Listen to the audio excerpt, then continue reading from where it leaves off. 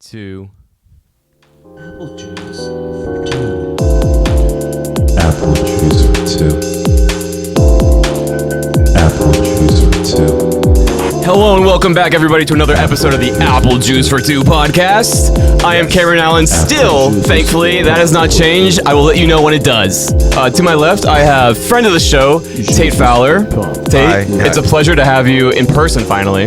Yes, I'm very happy to be here. Thank you for coming. I'm not. Nice. Oh, okay. And then we have Isaiah Allen as well in the seat next to Tate. How you doing, Isaiah? The Cameron's silent. My name is Isaiah Allen. I'm doing more than well. I'm doing okay. Are you the oldest person here now? I've been the oldest person here. Now you are. But it's not official until you turn a day older on your birthday. Yeah, that's true. Well, yeah, no, yeah. I am the oldest man here. I am a quarter century old. Wow. I already started filing for my citizens or my senior citizens discount. Hey, I'm an AARP member, in the next week. So nice. We could actually all be AARP members. That's cool. There's no age restriction on it. Oh, cool. Yeah. Well, we're gonna come at you with a little birthday party update because last weekend was a movie. And speaking of movies, Tate and I are going to be recapping the movies of 2023, which, in my opinion, has been a fantastic year for cinema. Tate, do you concur? Yes, I've really enjoyed this year overall. And my background is I do have an undergraduate degree in film, so yes, he does. He's educated, ladies and gentlemen. I am academically allowed to be pretentious. Exactly. So. Academically. Isaiah's just gonna here for the ride. Yeah, he's here for the ride in that sense. Once they start talking about Medea movies, I'll be like, exactly. That's but when I'll before we get to the good stuff, let's hear a few words from our sponsors. You want to do that? our sponsors. Oh, sorry. Don't look at it yet. Okay. God damn you. All right, everybody. Today's episode is sponsored by Kris Kringle's Mingle Jingle for lonely singles. Are you tired of being all alone on the holidays? Well, then you're in luck because the dating coach and womanizing expert Kris Kringle has composed a catchy jingle that is scientifically guaranteed to get your dingle tingled in no time. Bring all the ho-ho-hos down to your South Pole, where being naughty gets you on the nice list. There are no wrinkles in Kris Kringle's Mingle Jingle for lonely singles, so get your dingle tingled today. Thank you. That's I love these sponsors, man. They're always never fail to disappoint me. That's a good Thanks to Kris Kringle for sponsoring this, and get your dingle tingled today. All right, Ted, do the next sponsor, please. Okay, the next sponsor. Let me pull this up. Okay. Today's episode is brought to you by Dr. Claus's Reindeer Mega Performance Pills. For centuries, people have wondered, how do those reindeer last all night long pulling Santa's sleigh? Well, the secret's out. Dr. Claus's patent-pending formula increases male vitality, boosts potency, and unlocks the endurance potential you've always known you've had, now with 10% less cardiovascular damaging side effects. With Dr. Klaus's Reindeer Mega Performance Pills, you'll have your wife begging you to come down her chimney. For sale exclusively at Belk stores nationwide and at sweetwater.com. Nice. Wow. Okay. Yeah. Thank you to Dr. Claus's Reindeer Pills for sponsoring the show. Yes. And we have one more sponsor to get through. Isaiah, take it away. Will do. Today's episode is brought to you in part by the North Pole Condoms. Are you an elf looking to touch a magic? Oh my, I cannot read. You just can't read. I just can't read. We're going to start again. Yeah. I'm going to be in my bag. Yeah, get in your bag. Today's episode is brought to you by North Pole Condoms. Are you an elf looking to add a touch of magic to your intimate adventures? North Pole Condoms has crafted perfect solutions for our elfin companions. North Pole Condoms understand the unique needs of our tiny elf friends.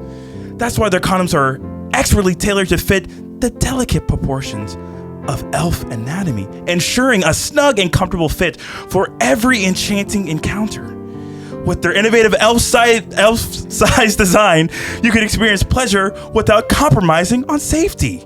Picture this: a moon night, snowflakes gently falling, and an intimate moment with your beloved. With North Pole Condoms, you can bring a sprinkle of magic and a dash of whimsy to your romantic escapades. These condoms are adorned with enchanting designs inspired by beauty and wonder of the North Pole. I can't read. Taking your intimate experiences to a whole new level of enchantment.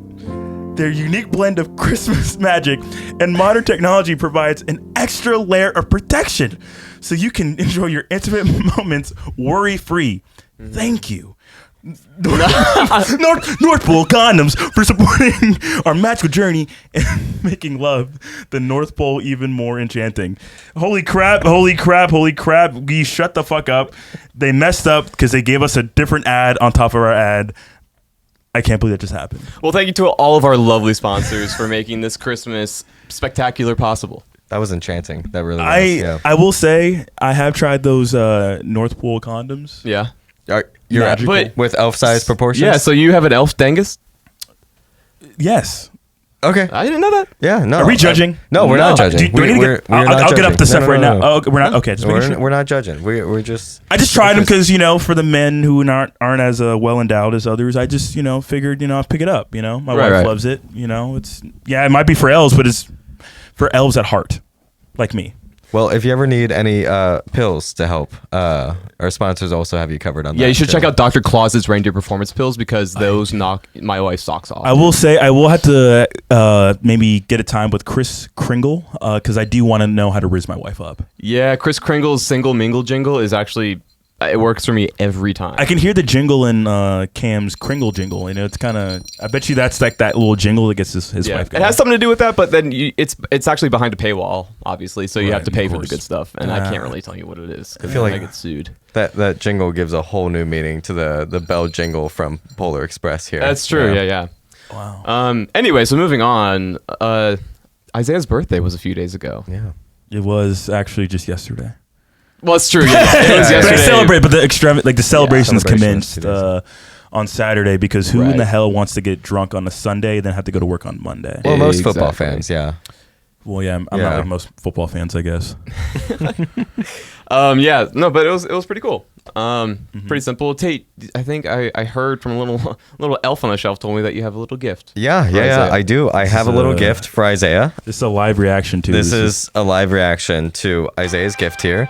I was at the celebration, but I did not want to give it to him that night because I knew we were going to be out at a bar and did not want this to be lost. So I'm going to hand you this package. And this makes for great content. Yes, right. This is great content. Should I just get the ruffling and shit in the mic? Or Yeah. Let's go for it. Why don't you? I'll pull it out. Oh, this is good. I'm a fucking guy. This man right here. Holy shit. Let me get my mic back in my mouth because mother trucker, if you know how to please me, there's two things in this world. Can you hold it up for the camera? Thank you. Look at that. There's two things in this world that'll get you fucked by me. That's awesome. A Tony Soprano shirt and a fucking Bucky's Christmas sweater. So if you want dick, give me one or the other, or both. If you want double dick, I'll get. Looks like I'm having a good night. That is a very special piece, Isaiah. If it since we live in South Carolina, I can't wear it because over my sweater because I will die of heat Yeah, exhaustion. that's true. Do you like the style though? It's a good Dude, style. it's just super black, just like how I like it. I mean, the heart. Oh, give me a hug, Tater. Thank you. I'm eternally grateful for your great gifts. You always give me good shit. That's what I'm here for. I get good shit. I'm happy. I Well, can't thank you enough. happy birthday. Shut the fuck up. Okay. Now we're going back to the show. Thanks for disrupting me, and my ADHD has turned off. Just for let the record show that I did order Isaiah a cameo, Sopranos related, but the fucking rat who I ordered it from just hasn't gotten around to doing it, and I'm demanding a refund. Yeah, I'll be getting it probably in like the next 10 to 5 business days. Yeah, probably. Well, anyway, on to bigger and better things. This past year, 2023, has been a great year for movies, Tate. Yes. Huge. Some say the best almost ever. And it's kind of funny. I haven't, like, the past few years, obviously with COVID and everything, just like it's been hard to get to the movies, you know what I mean? But I feel like it's kind of come back, and like this year I've seen all these movies that we're about to talk about. I saw in the theater, which is just nice. Yeah, I mean, I've actually, except for May, December, sorry. Yeah, I've seen 118 movies that have come out this year, and about 60 Seriously? to 65 of those were in the theater. Yeah. Christ, that is insane. 65 movies. I can't even track how many times I jerk off. Well, Yeah, you know, It's definitely more than 65. I have a nice little theater subscription that Nice. for like $23 a month, I can see as many movies as I want. So you know, I take good advantage of that. That's smart.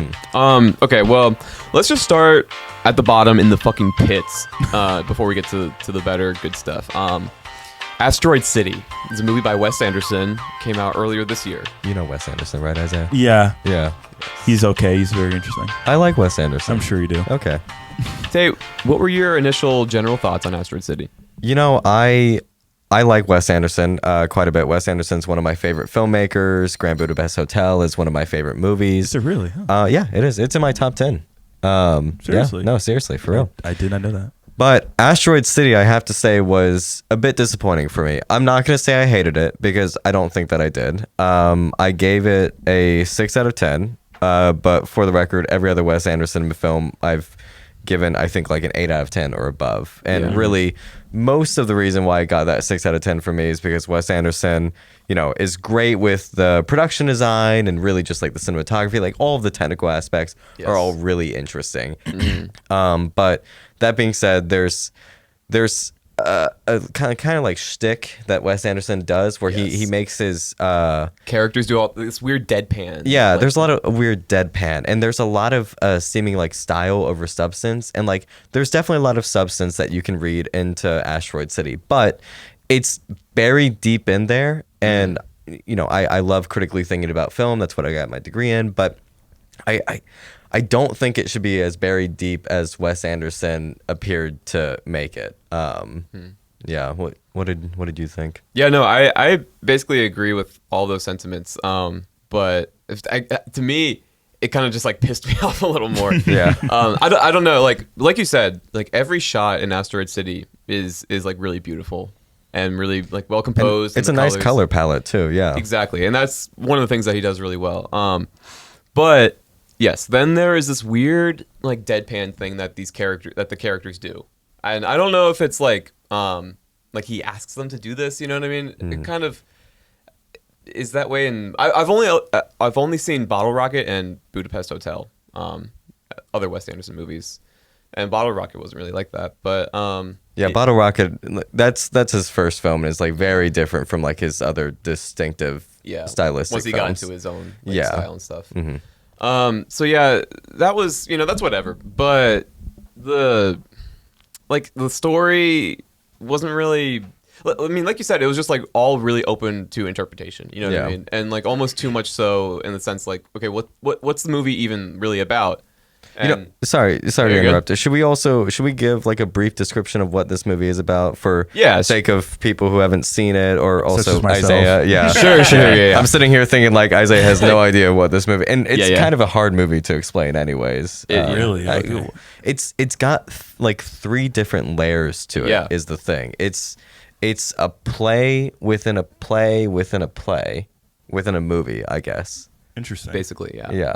It's about this guy who's retelling the story of the production of a play that's about this father and son and 3 daughters who were on a road trip after the passing of his wife, and they end up in this small not Las Vegas, Nevadan city town called Asteroid City, for some kind of like stargazers gala, and then all of a sudden an alien comes down and the whole town has to be quarantined. Yeah. Okay. Yeah. That's the gist of it. Interesting. But yeah, and so I don't know. I kind of left the movie just kind of like feeling confused and like almost like condescended in a way, like from Wes Anderson, or just like the whole whatever the whole like point, his like whole thesis of the thing is like he's pulling one over on the audience, like if you don't get it, like that's lost on you, whatever. I don't know. It really kind of like left a bad taste in my mouth. I was like, this is not really what I feel like movies should be, at least to me. Yeah. Personally, I mean, and I'm not saying like movies need to be fucking like Avengers, like straight up blatant storylines, like spoon feeding you things. I mean, I'm waiting for the compilation of the Wes Anderson Avengers, where at the end of one of the movies, one of his previous characters comes, and I'm here for the Anderson Avengers. That might happen. And Avengers. It may very well happen. Yeah. It'll be in the multiverse. Yeah, the multiverse. but yeah, not to say that like I don't like open-endedness or like interpretation in movies, but just I was like, what was the point of me watching this? I don't know. I honestly just like don't even have a lot to say about it. Yeah. I still remember like very visceral reaction out of my friend, now roommate, who I saw it with. Shout out Griffin. He came out of that movie and immediately was like, well, that fucking sucked. Yeah. Yeah, so, that's Asteroid City. If you like it, no shade, no judgment. I think there's definitely a lot to like, but I think it's one of those movies where it's either going to connect with you on like a much deeper emotional level, or it doesn't, and maybe the most that you get out of it is appreciating like the production value of it. The aesthetics of it. Yeah. So how many Tates out of 10? Yeah, six Tates out of 10. Yeah, Nice. 6 Tates out of 10. I mean, I always respect a film that like really nails like the technical aspects. Obviously, storytelling is very important to film, but at the end of the day, film is a visual medium. So if you're at least nailing those aspects, you're gonna get a little extra boost, in my opinion. I agree. Yeah. For me, probably gonna land in like 4.5, 5, the best. But for the same reasons. Isaiah? Based off y'all's reaction, I'd give it about a good 5.5 Zays out of 10. Okay. Oh, nice. All right. 'Cause Right in the middle there. Yeah. I probably will never see the movie because I We'll watch it. think it's very, I don't know, Don't. Wes Anderson. It's just, I don't know. Yeah, I know, and also it would take a lot like to get Isaiah to like watch a movie. You know what I mean? It's a lot. Yeah. And Trust me. if Isaiah's gonna want to watch a movie, I want it to count. Yeah. If you were to tell me to watch that movie in theaters and I wasted my $500, That's why you get the theater You would get subscription like I slaughtered. do. Yeah. And he would never watch a movie. I would never watch a movie again. Yeah, exactly. Well, I have a different Wes Anderson movie we can watch sometime. What? Well, you've seen Grand Budapest Hotel before, right? No. I don't think I've watched a Well, single. we need to watch that, but we also need to watch The Life Aquatic with Steve Zissou. That's my second favorite right there. Okay. Big fan of that one. Well, you have should to watch that. Medea's Family Reunion. I've seen Medea's Family Reunion. No, you fucking haven't. Maybe I have. No, you have not. I've seen over 2,100 movies. And I can Maybe that's guarantee one of you, them. not a single fucking one has been a Tyler Perry movie. That can't be true. He was in Gone Girl. That doesn't. Oh my god! Oh, I promise, I would sell my kidney if Tate has seen a Medea movie. All right, we're gonna go on a Medea movie marathon. While I'm Oh in god, town. no! I'm Yeah, we kidding. should do a No, live stream. No, Private we're live not stream. doing that because I don't want to relive my childhood. Okay. Anyway, moving on into the good stuff. Okay. I don't know if this is like perfectly chronological, but after Asteroid City was the summer, Yeah. which was basically the summer of Barbieheimer, Yeah. which in itself is like I'm kind of a wearing really the interesting sweatshirt. phenomenon. Exactly. Yeah. Yeah. Knuff. I am Knuff. Did you know that? Yeah, it's so hot. Okay. How do you want to tackle this? Do you want to start with them individually and then the Barbieheimer thing? Yeah. We can start with them individually. And Okay. I can't remember. Did you see either one of these? I saw Oppenheimer, but not Barbie. Okay. I think the lore behind it made me really annoyed because people were were being really annoyed about it or annoyed. I'm like, I'm not gonna. They basically just ruined it for me. I'm gonna watch it, Well, but I just It's coming on streaming soon, so we can. yeah, I'm watch it. sure. Yeah. But like I said, like in that moment, like I just was getting very frustrated with all the. With all the Barbie stuff? Yeah, it was like almost like it was just way too overwhelming. But like Oppenheimer was just.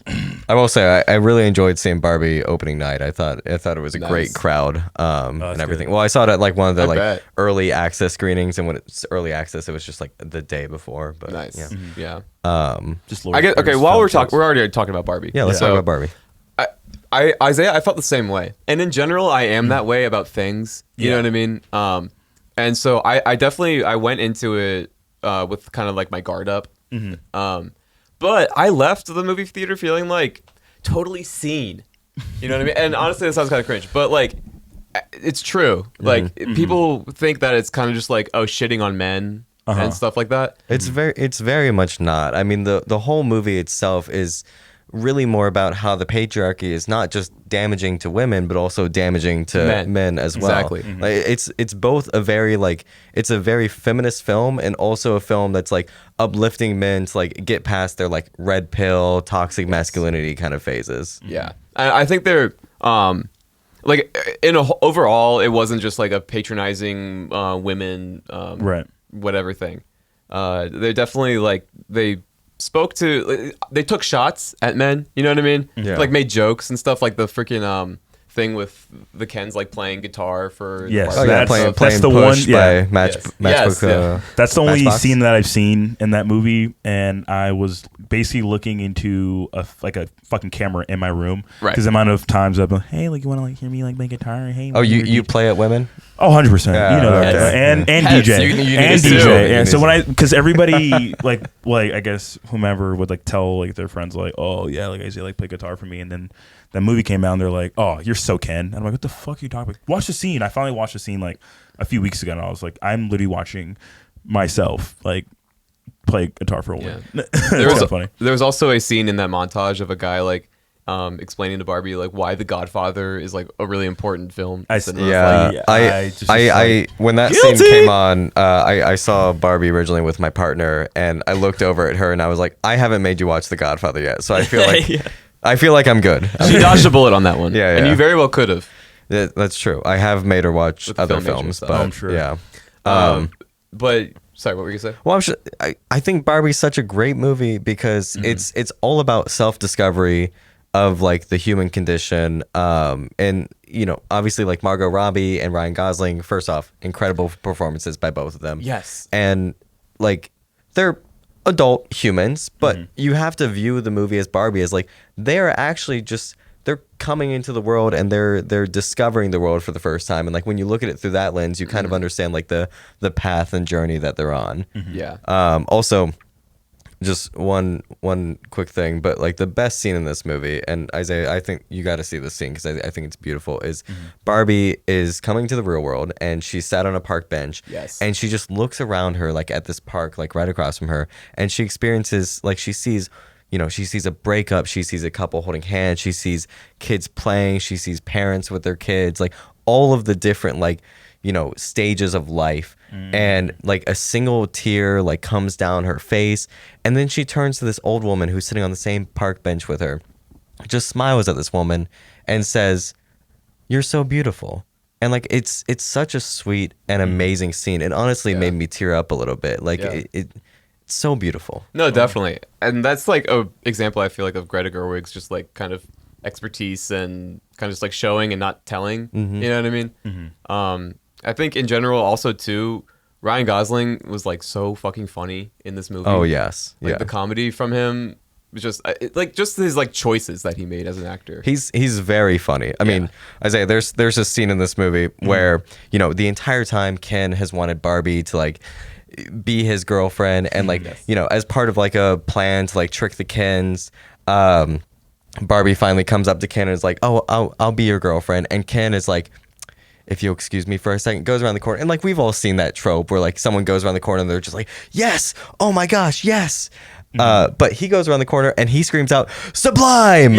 And it's like it's like the funniest choice that Ryan Gosling could have made, because they went through a few different takes of what he was going to Really? say, and I think Ryan Gosling was the one who Settled on that? chose Nice. Sublime. It's hard to explain, but it's just like it hit really funny. Yeah. You know what I mean? I feel like also too, just in general, the whole movie, like it was a lot to bite off, you know, to Yeah. chew. And like tackling so many things, and you know, also like trying to keep it palatable for a mass audience at the same time. I think it balances that very well. Like Yeah. having a lot for the general audience, but also having a lot for like people to look deeper into. You know, particularly like feminist film theory. And also you mentioned her before, but just like huge shout out to Greta Gerwig, who I think is one of the best like rising directors to this day. Yeah. She's made 3 different films. All 3 have been amazing, Yeah. amazing movies. I need to catch up on her past too. I haven't seen them. Yeah, she also made Lady Bird and the Right. 2019 Little Women, both which I was blown away by. I'll say this, I did cry at Lady Bird when I first saw it in theaters. Yeah. Oh wow. I mean, like I've only heard good things about him, so I am behind on that. But probably my favorite scene of Barbie was the Chevy Traverse or whatever product placement scene. Oh yes, that was. It was like there's like a very quick like car chase scene where like they very clearly show like the Chevy logo and everything. It's just and like explicitly like this girl and her mom, you know, they're just like the normal like family, normal like couple dynamic, whatnot. But she like gets in this car and it's like a brand new like 2024 like highest trim level my Chevy God. SUV crossover thing. And it's like this mom obviously would not spend like $60,000 on like this highest trim crossover, and there's like it was just kind of funny. I was like, okay, whatever. But take it for what it is. And, I can't really blame him at all. There was a few moments where it's like, and like I was saying, I feel like they had to kind of make some concessions into making it like understandable or graspable to a mass audience. Like there was that one scene towards the end where I feel like they were kind of like spoon feeding like the main ideas. Was like it was with the Kate McKinnon character where they're in that house. And, when America Ferrera gives her speech. Yes, it is spoon feeding in a way, but at the same time, like with how society is right now, like I think you kind of needed to spoon feed that and kind of get it all out in the open, just because that way there's nothing left up to interpretation. Too much. I thought it was a very good speech, and like it does get into like the nuances of I'm not speaking from experiences here, but the nuances of like what it's like to be a woman in like a patriarchal society and like the challenges that come with that. There was also the soundtrack. Oh my gosh, the soundtrack is amazing. Well, they do have Push on the soundtrack, but Yeah. Dance the Night by Dua Lipa is my favorite song of the year. It was really? it was my number one on my Spotify Damn, Wrapped. nice. Oh my goodness. It is a good And song. Abby, my partner, has said she would learn the choreography with me because I really want to learn the choreography for that song. You guys should do it at your wedding. Can I say that? I mean, that's the hopeful goal. Okay, that's I didn't know if like it was under wraps still. My bad. Tell her not to listen to it. She can listen to the episode. Oh, that's true. She can listen to the episode. I'll cut that out. No. Anyway, yeah. Okay, so anyway, we've talked about marriage. so got I it. get Okay, cool. But it was, speaking of the soundtrack, it was kind of funny. That was kind of right after I think all the Lizzo shit blew up. Oh, it was. Oh my God. I think it actually. Well, they made the happened, movie like, before. the first week. Yeah. Maybe I'm getting the timeline wrong. It was right around the time. Yes, exactly. And the first song, it opens with a Lizzo song. Yeah, Oh, It's just kind of funny. it's a good song though. It's all right. Yeah. It's Yeah. classic Lizzo. Well, like it's got like the good. It's like a song at the very beginning of the movie that's that like demands all you to be about. happy. Yeah. Yeah, pretty much. Okay. Well, it's like all about how great it is to be Barbie, and then they like do like a little reprise of it when like Barbie's experiencing like thoughts of mortality, and there's like, are you hearing irrepressible thoughts of death? And like it gets really dark, but also really funny. Interesting. So, anyways, They integrated it kind of. They had Yeah. fun with that. Overall for me, general thoughts, Barbie, like just really impressive with everything that was fit into a movie, and also really funny at the same time, and just kind of like really tastefully done.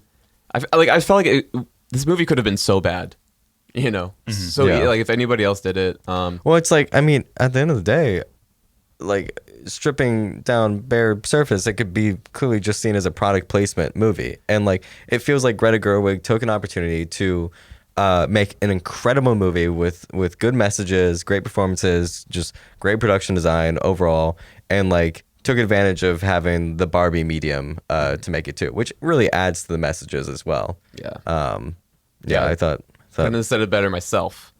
And as a man, you should go see it. I give it 7.5 cams out of 10. Yeah, I gave this 8 Tates out of 10. And just to give some perspective, like I said, I've seen 118 films this year.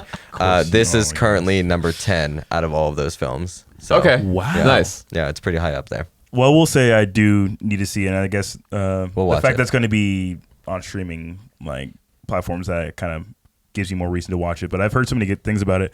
And me, as a man, I genuinely think you would like it. Yeah, I it's think funny because I remember Tate showed me like I think the teaser trailer like a year or two ago. I'm like, I want to Nice. see that, and then it just got slapped in my face with all the. And just I kinda, hate that like- so much too. I totally. I got really like Yeah. really. I'm just like because I really thought it just was not for men at all. I really did not think, but from especially like just like my guy friends, like no, this is actually great. And even when like you need to watch it, I'm like, okay, but it's a little bit different hearing it from you guys. Like this is my perspective. It's not blatantly being like shitting on men. We get enough of that. Not to sound like that guy.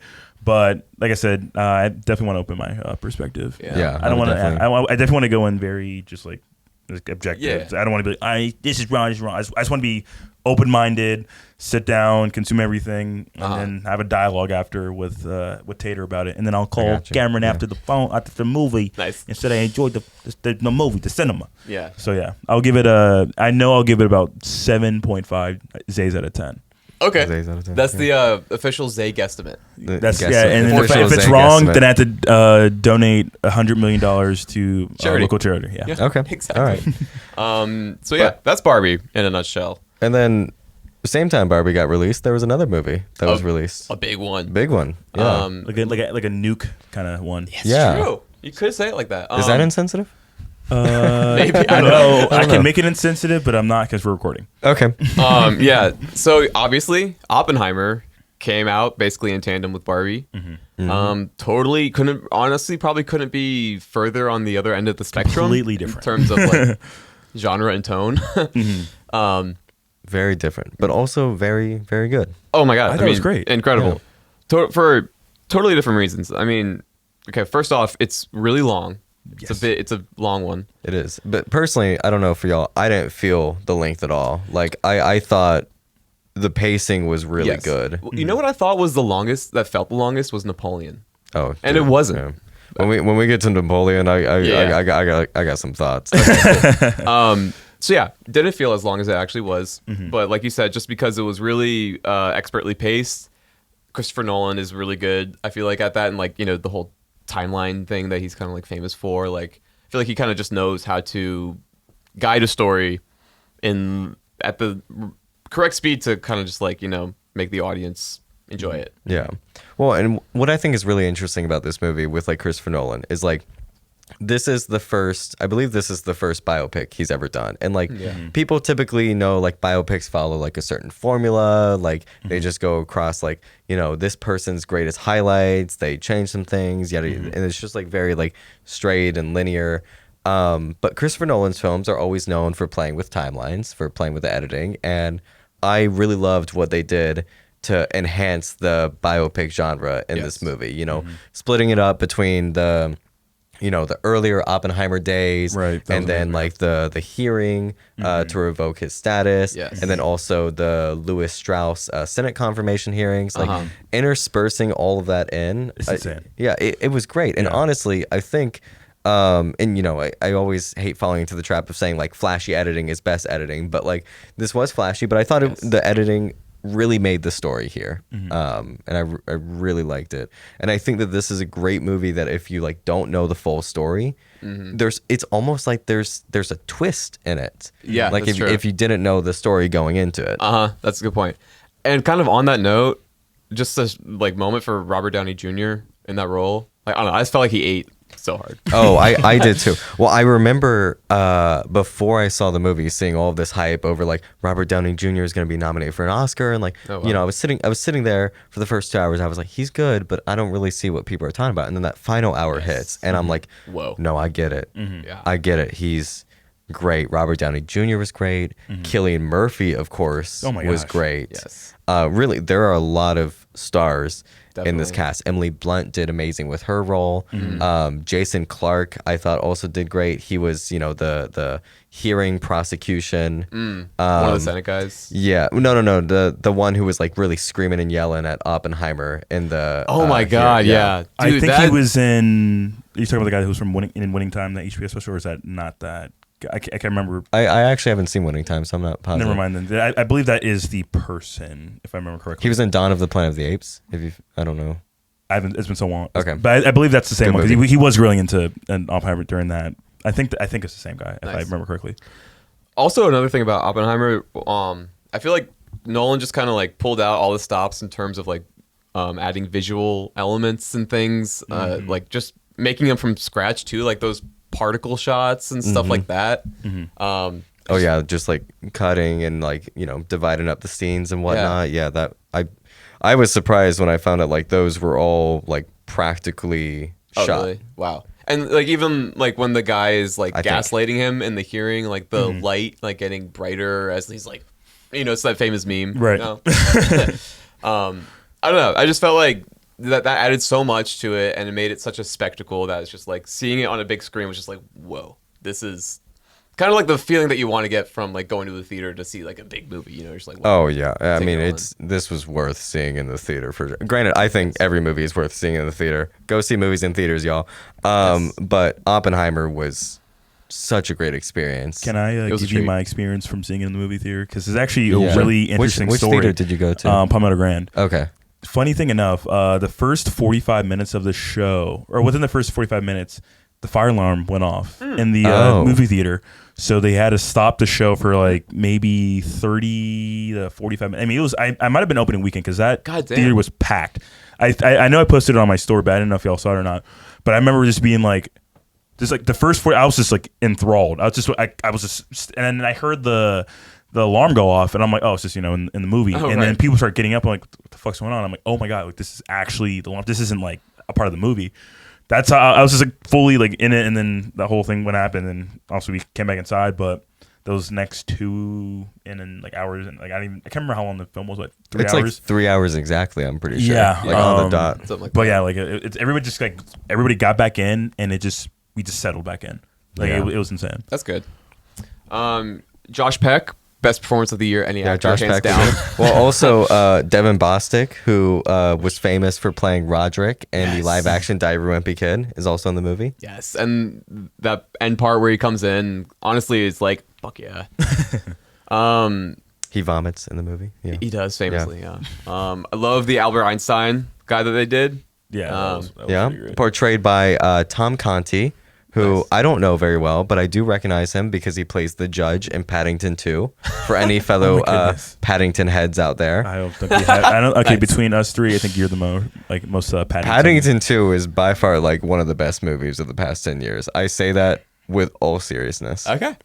I'm still not going to see Paddington. But You should. I can't. What else do I want to say about Oppenheimer? I mean, like, it just was a really, really fun ride. Really interesting.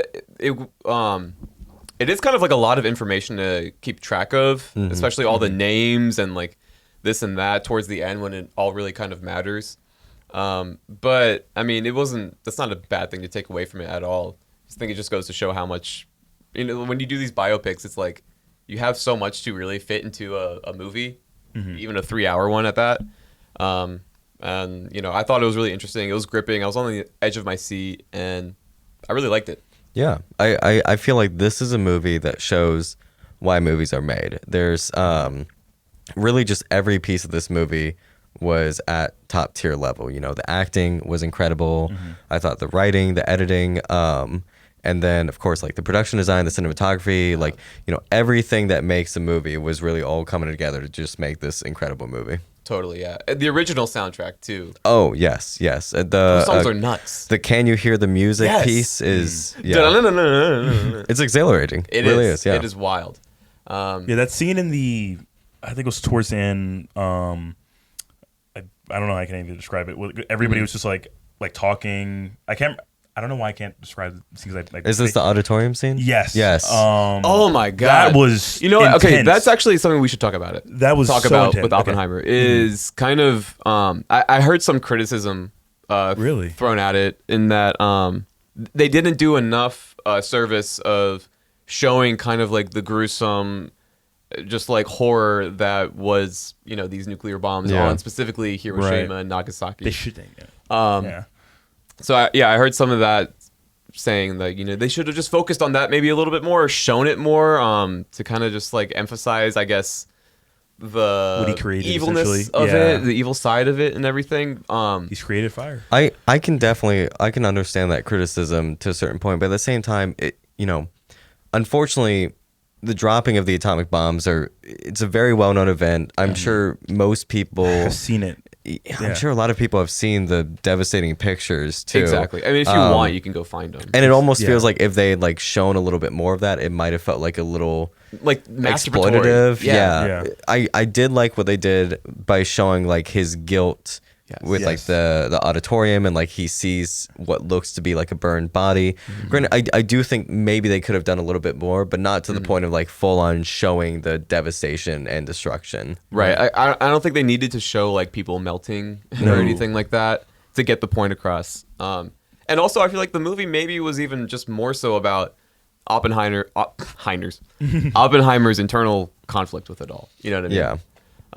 So yeah, like I agree. Anything more than that would have just been kind of like just too much and not really necessary. Right. I did actually think like when I was watching it that there's gonna do like a little timeline of Hiroshima, Nagasaki, and then even the biggest nuclear explosion, the Tsar Bomba, which was like I think 50 or 100 times bigger than the first atomic bomb. Yeah, I remember years ago I had a weird obsession with nuclear bombs. I don't know why. That's gonna put you on a list, buddy. ADHD. Yeah, literally, I got and then even after Oppenheimer, I started like being like, oh my god, like this is the difference between a hydrogen bomb. This is between an atom bomb. This is the Tsar bomb. Like I said, Tsar bomb, and then there's Bikini Atoll, because Tsar bomb was dropped by the Soviet Union, I think, like 1950 or 1960, and it actually wasn't detonated to its full capacity. If it was,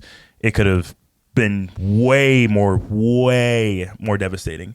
And just like the amount of energy that it gave off was cataclysmic. Like, luckily, I'm not sure where they dropped it exactly, but it was actually insane. But Oppenheimer did somehow influence my obsession with nuclear bombs again. And I'm not gonna be put on a list. You think I'm gonna go into nuclear engineering, radiology? Oh, I'm gonna start making my own nukes. I don't know. You keep talking about it like this, huh? Oh yeah, no, absolutely not. But yeah. Yeah. One more a point of criticism towards Oppenheimer that I just heard in general that I want to just talk about, acknowledge, is I heard some criticism laid against it about how the testing out there in Nevada really, obviously further worsened the displacement of Native Americans there, and honestly like decreased the quality of life for them there even further, which is true, obviously, and a really just kind of fucked up piece of our history.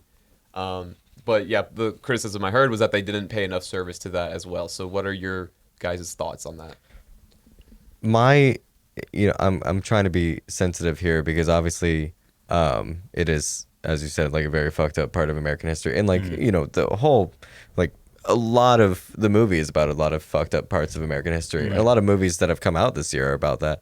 That being said, it's just not what the story was about. I think if this was like if this movie was a miniseries instead, I would have loved to have seen an episode like That's about true. that. But obviously it's a 3-hour long movie. They've already like put a lot into it, and I could see some arguments about like, oh, you could take this out and add that more in. But it is a story about Oppenheimer's life at the end of the day. Yeah. So I agree. I share the same thing. It's like you're kind of missing the point of what the story is, and just take it for what it is. Don't, obviously it is it's really fucked up and it shouldn't have happened, and I'm not trying to say that we should just like bury it and like not acknowledge it at all, but I don't know, it's like, what do you want from like if we're just gonna pay service to all the fucked up things in each movie, then like that's what every movie's gonna be about. So I don't know. What, Isaiah, any thoughts on that? I actually did not know that there was at least the criticism of the displacement of Native Americans like in that area. In terms of maybe them having to address it, I don't think I really see how it could be applicable. I mean, if in a miniseries, that would be like, that could be an episode. That would have been a great way to do it. Yeah, like, oh, there's Chief so-and-so, and so it's like talking to whomever, probably not Oppenheimer directly, but whatever person, like, hey, like, this is our land, like, right.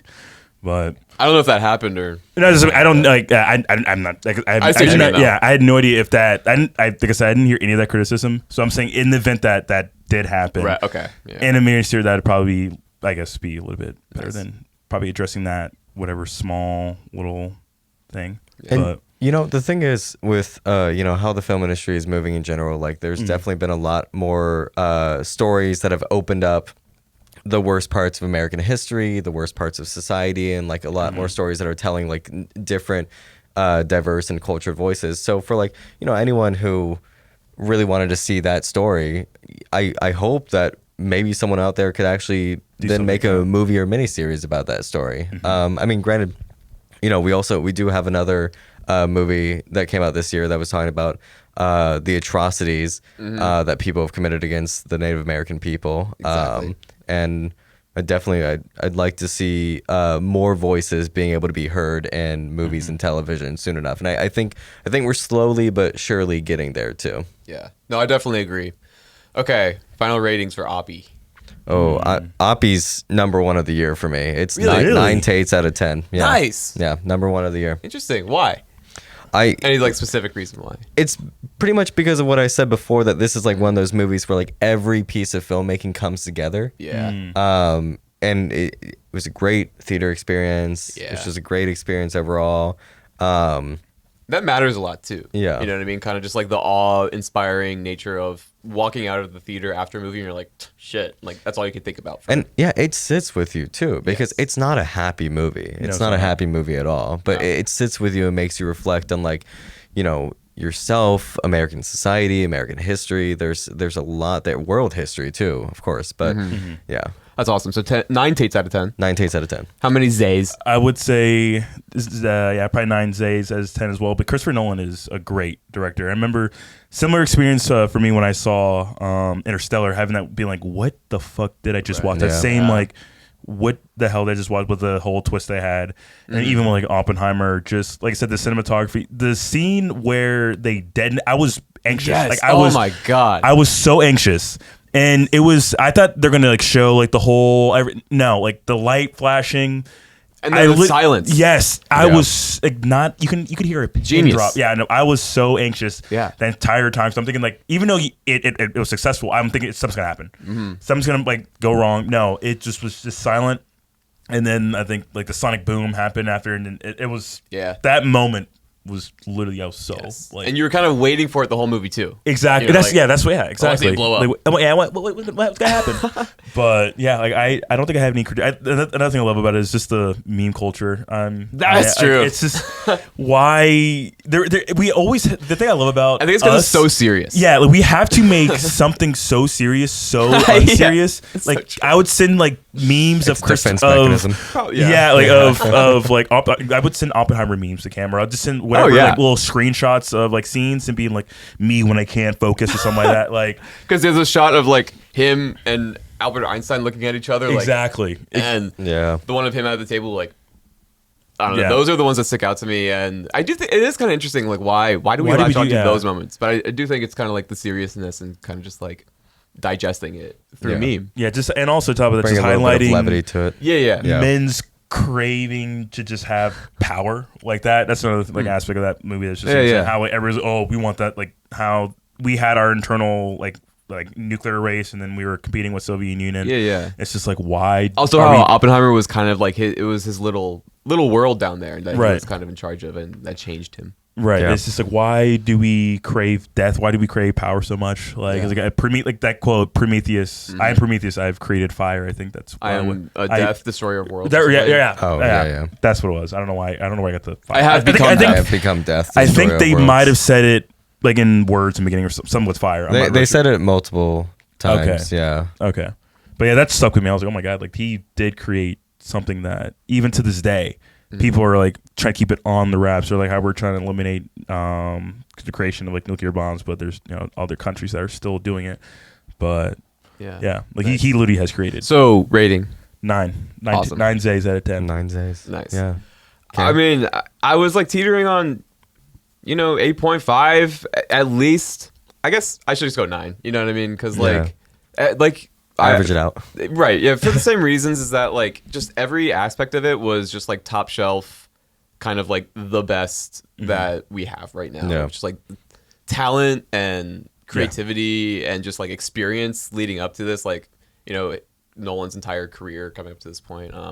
So I just think, it was amazing. 9 cams out of 10. That's my official rating. Get over it if you don't like it. Wow.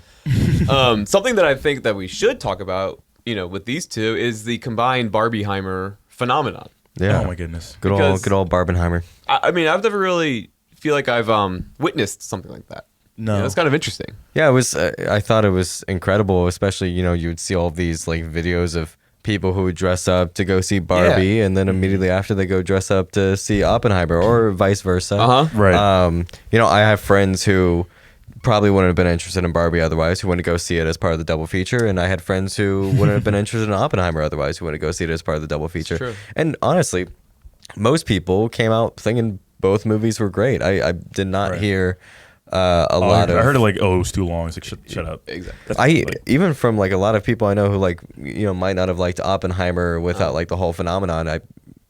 The length wasn't a big criticism I heard from a lot of different people. I didn't. But nothing of it. It was so I dressed up entertaining for the whole Barbie. way. I know that. Yeah. Nice. Well, what's also funny, quick aside, is I think I don't remember if this was official or just like an internet meme, but a couple months afterwards, the new Paw Patrol movie and Saw 10 were coming out on the same day. So some people were trying to make Saw Patrol a thing. Oh my god! I did not partake in that. I would. but You have couth and decorum. I would be disgusted with you if you watched. Paw Patrol was great though, but Oh lord! I wonder why that didn't really catch on in the same way. Just yeah, 'cause I don't know. I mean, Oppenheimer and What Barbie were just like movie grossed bigger, more? Is it Barbie? Barbie. I think so, Barbie yeah, I is the figured. highest grossing film of the year. I believe Oppenheimer is number 3 though. It's incredible. One, I think Barbie grossed $1.4 billion, and Oppenheimer is sitting like a little above $900 million. That's a lot more than I thought. Yeah. Oh my god. Yeah. And then right in between them is Super Mario Bros. with like $1.3 billion. I didn't- didn't even see that movie. I did not see that either. Sorry. I enjoyed it. What animated films have either of you seen? I don't know if you're an animated. I am you're not. What about you, Tate? I 'Cause actually- I know the animated film that we'd probably agree on that we both saw. Like, What animated film? never mind, I lied. Oh. Spider-Man. Oh yeah, Spider-Man. I'll go of fuck course. Yeah, myself. yeah, It's yeah. okay. I That's just the only animated film I just watched a new animated film today. I'm Actually, scared. Was it in theaters or was it like? no, it was on Netflix. Okay, then It was the sequel to Chicken Run. I watched Chicken Run: Dawn of the Nugget. I wish it. Oh, wow. See, this is what makes Tate a true connoisseur. Oh, yeah. Is that he likes it all. I do. Quite literally. Like that. I was actually kind That's of baffled. admirable. I really thought you were lying, but I couldn't put it past you. No, I really did. I watched that like right before I came here. And Lord. that's an admirable thing. Like, the more I grow up, the more I want to, like, enjoy things more. Yeah. Because I definitely, when I was younger, Very selective. yeah, very selective and just like, oh, fuck that. Pff, I don't like that kind of stuff. You know, like, I was very close-minded. Well, what I've learned is that like, there is something of value to take away from every single movie, and yes. the thing that I also appreciate is like hundreds of people work on like different movies, and like that does blow my mind. a lot of people are not just doing it for a paycheck. A lot of people who are creatives, artistic, like are doing it because they genuinely believe in it. And sometimes it works and sometimes it doesn't. Yeah. But I'm always willing to go the extra mile and give them my due diligence and respect for like going out there and trying to see this movie. So I can form my own opinion. And sometimes I'm surprised. Sometimes I'm not surprised. Sometimes I'm disappointed. But when you're surprised, that is so fun. yeah, and it's always worth it. I there's not a lot of films that I have regretted watching. Right. Because then, Really? at Yeah, worst I case regret scenario, watching Suicide Squad though. I do regret that. worst case scenario is you can shit on it with your friends. You know what I Yeah. mean? And that's worthwhile in itself, I think. So I try to be more like that more and more, and I think everybody else should. Okay, you fuckers listening. Yes. Yeah. So Barbieheimer's phenomenon, I think, is really interesting. Like, just the difference between how like serious Oppenheimer is, and then how unserious but kind of serious Barbie is, but like in an unserious way. Yeah. I think that's just like maybe something about our Gen Z like sense of humor. It's like, oh my god, look at these two movies coming out at the same time. They're so different in like tone and stuff. Well, and I love, you're right. It is like a very Gen Z sense of humor. Like conceptually, it kind of reminds me of like the previous summer when like everyone dressed up in suits to go see the new Minions movie. Yeah. But like Yeah. God. in this case, it was great because a lot of people got to see Barbie. these two amazing movies. And I think a lot of people may have gone into it just as like part of the joke or the meme, but I think a lot of people came out of it really appreciating Totally. the craftsmanship of Greta Gerwig and Christopher Nolan, like Totally, two yeah. amazing auteur directors. Absolutely, yeah. So that was fun. Glad we got to experience that this summer. So there were some other movies that what else did we have? We had Napoleon. We had Holdovers. We have Killers of the Flower Moon, as Killers well. and May December. Yeah. Let's talk about May December. Change it up. Yeah. So May December. I'll give a brief little synopsis. I think everyone knew what Barbie and Oppenheimer were about, but May December is a really interesting movie that just came out on Netflix a couple weeks ago. And basically, it's about this actress who, for the sake of method acting, goes to follow the woman who she's going to be playing in the movie. Now, this woman was a predator, basically. This woman, when she was 36 years old, slept with a 12 or 13-year-old, went to jail, but had his baby in jail. Jesus Christ. And then when she got out of jail, she married the boy, and now is married to him. And like, so this is taking place about 30-ish years after, or, you know, 20, all went 20 down. 25-ish years after everything went down. So it's about this actress who's going to be playing that woman in a movie. And there's a lot of interesting stuff in it. It's a terrifying film. It is. And Not in a jump scare way, just like it's consistently uneasy. Yeah. It's campy in a way, because what's really interesting, what Todd Haynes, the director, is doing is he's making a comment on the kind of like Lifetime movies that like always take these like kind of raunchy, serious topics and the like tabloidization. Yeah, kind of, they you know, kind of just like brutalize these topics. Yeah. So Todd Haynes is making a commentary on that, and you know, for anyone who watches the film or has watched the film, you can kind of see that because there's a lot of like really weird lines that are said or like weird music points. Yeah. Like in the very beginning of the movie, Julianne Moore, who plays the woman who The Predator. Yeah, the Predator. For sake of trigger warning, I'm not sure if I should say the word rape. Yeah, it's just predator. Okay. Child predator. Child predator. I mean, but she did. yes, R she word, did. yes. Yes, and Let's be clear.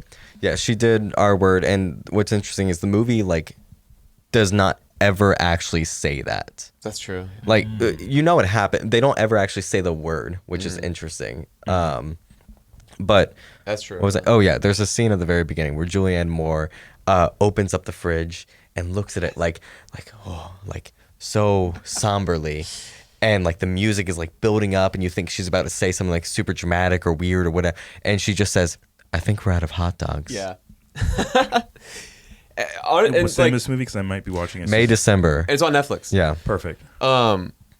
And this movie also stars you're it good. stars Julianne Moore, and then it also stars Natalie Portman, who is playing the actress, and then it stars Charles Melton, who's playing the boy now grown as an adult. And Charles Melton is actually famous for being on Riverdale, but Right, you know, I gotta say, I've never watched Riverdale aside from the first episode. I do know, obviously, the typical consensus with it. But Charles Melton in this role Oh my God. is incredible. Like, Oscar worthy. Totally. Definitely worthy of a nomination for sure. Yeah. No, I definitely agree. He somehow just kind of embodied all like those conflicting emotions that that character obviously had bubbling up inside him for all those decades. You know what I mean? And at that last scene, when you can kind of like see all that coming to a T in him at the graduation. Oh, yeah. I mean, Charles Melton at this finale graduation scene in this movie, one of the best single scenes of acting that I've watched this year. Totally. I know. I totally agree. When Tate texted me, said to watch it. So I Me was as like, well. yeah. Ow. I just didn't want- Now I have to. Yeah. But yeah, afterwards I was like, yeah, that moment was just like one of those moments when an actor like says so much without saying anything, which is like, I feel like one of like the most skillful things that an actor can do is, or like the most difficult things to do. You know? And it's a very difficult story and character to pull off as well. And let it be known, this movie is based on a real story. Oh my God. It's loosely based. They changed all of the names and some of the details are different. Like in the real life story, She was a teacher. She was a teacher. Yeah. In the movie, she was an employee at a pet store that like hired this kid. Yeah. But I wonder what if there's any reason or conscious choice behind it being a pet shop. You know, maybe like animals like in these cages or something, and like, you know, I that's know. actually interesting. I didn't think about that, but I could see it being related to like, you know, animals and bare instincts, and also the idea that like Julianne Moore is a predator, and we also always associate predators with animals because they have a scene at the very end of the movie where Julianne Moore, who goes hunting. She's hunting, that's true. and she makes eye contact with a wolf. And you can take away whatever interpretation you want from that scene. But what I took away from it was that Julianne Moore was looking at this wolf, a known, you know, wild predator, and acknowledging she was also a predator. But what's really interesting about the movie, and Isaiah, you'll have to see this when you watch the film, is that Julianne Moore's character is not repentant at all. She's not sorry for Not once in the whole movie. yeah, and she's Oh, wow. ruined a lot of life. It shows that she has Yes. ruined a lot of lives. Mm. Like there's a lot of nuance in this film, and I don't think we're going to be able to get to all of it, but I would implore every single person who is listening to please go see this movie. It's definitely worth your time. Yeah. And yeah, another thing that I noticed Todd Haynes doing, I guess a kind of directing device that he decided to do or whatnot was like the reoccurring use of mirrors and like reflections Yeah. in it. I thought it was really cool, you know, just because there was a lot of themes, I guess, of, you know, like kind of facing yourself and stuff like that. And just like kind of fit that in really subtly at places. And it just added a really nice layer of, you know, like visual interpretation to the whole thing. It really does. And that's actually a reference to some Ingmar Bergman film, I Oh. think, but I don't remember which one, but yeah, those mirror scenes are really interesting, especially the final one, which is essentially Natalie Portman giving her. That was a crazy monologue. Yeah, her monologue. There's a scene in this movie where Natalie Portman has acquired a letter that Julianne Moore's character wrote to the boy when they were having their affair when he was 12, and it's a haunting monologue. She's reading everything from the letter, and it's haunting. Well, because like she comes there and, you know, she's like, oh, this is, you can tell she's kind of uneasy, you know what I mean? But she's like trying to be gracious to the couple and just like learning and stuff. But throughout, like she does like take on some of the personality Yeah. of Julianne Moore's character. And it's great acting by both of them, of course. I mean, Totally. Julianne Moore's character is displayed like with this like slight lisp, and like you slowly start to hear Natalie Portman's character Yeah. adapt to it in the film. It's crazy. Yeah, May December, correct? May December. Yeah.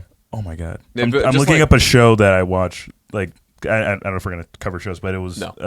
okay. How dare television? Oh my god. But it was Sopranos. no, it was far from Sopranos. One with Elizabeth Olsen, but I can't remember the name of the show. But I know when she's having the affair. yeah, I can't Candy. remember. Yeah, let's get back to movies. I can't remember, but it was. Yeah, nice. There's something about Julianne Morris, like in general, like her face is kind of just something about her, especially in this movie, just like creeps me out. You know what I Yeah. mean? Just the way she acts, and It's she's because so tense. she's acting like, you know, like this very like friendly neighbor type Oh, yeah. in a lot of ways. Like she's baking, she's saying hi to people, but like under the surface, She's a fucking wench, like just an evil person. She's a monster. She ruined the lives of like her husband, her first family. Yeah, she was like- married before. She had kids before. She ruined all of their lives essentially, and like Lord. you know, it's you know, she has 3 kids with the boy she had the affair with, and all of the kids are like grown. Like the week that this movie takes place is like during the graduation of like the 2 younger twins. So they're 18, and you can tell all of the kids are now old enough to realize like how fucked up the situation of their parents is. Exactly. Yeah. And like you can tell like all of them pity their dad. Yes, that one scene of them smoking weed on Yeah. the roof, and it's like, I don't know if we're connecting or if I'm making a traumatic memory for you, and like the kid has to like parent his dad in that moment. Yeah. It was like that was really heartbreaking It is. It's very heartbreaking. But because up until that point, what was the character's name again? The guy, Joe, I think was Joe. his name. Yeah. he like just holds it all inside so much and like deflects it like, yeah, no, this is fine. This is what I wanted and stuff. Yeah. But obviously, you just like ended up at this place before you knew it, before you realized it, and then he kind of all comes out.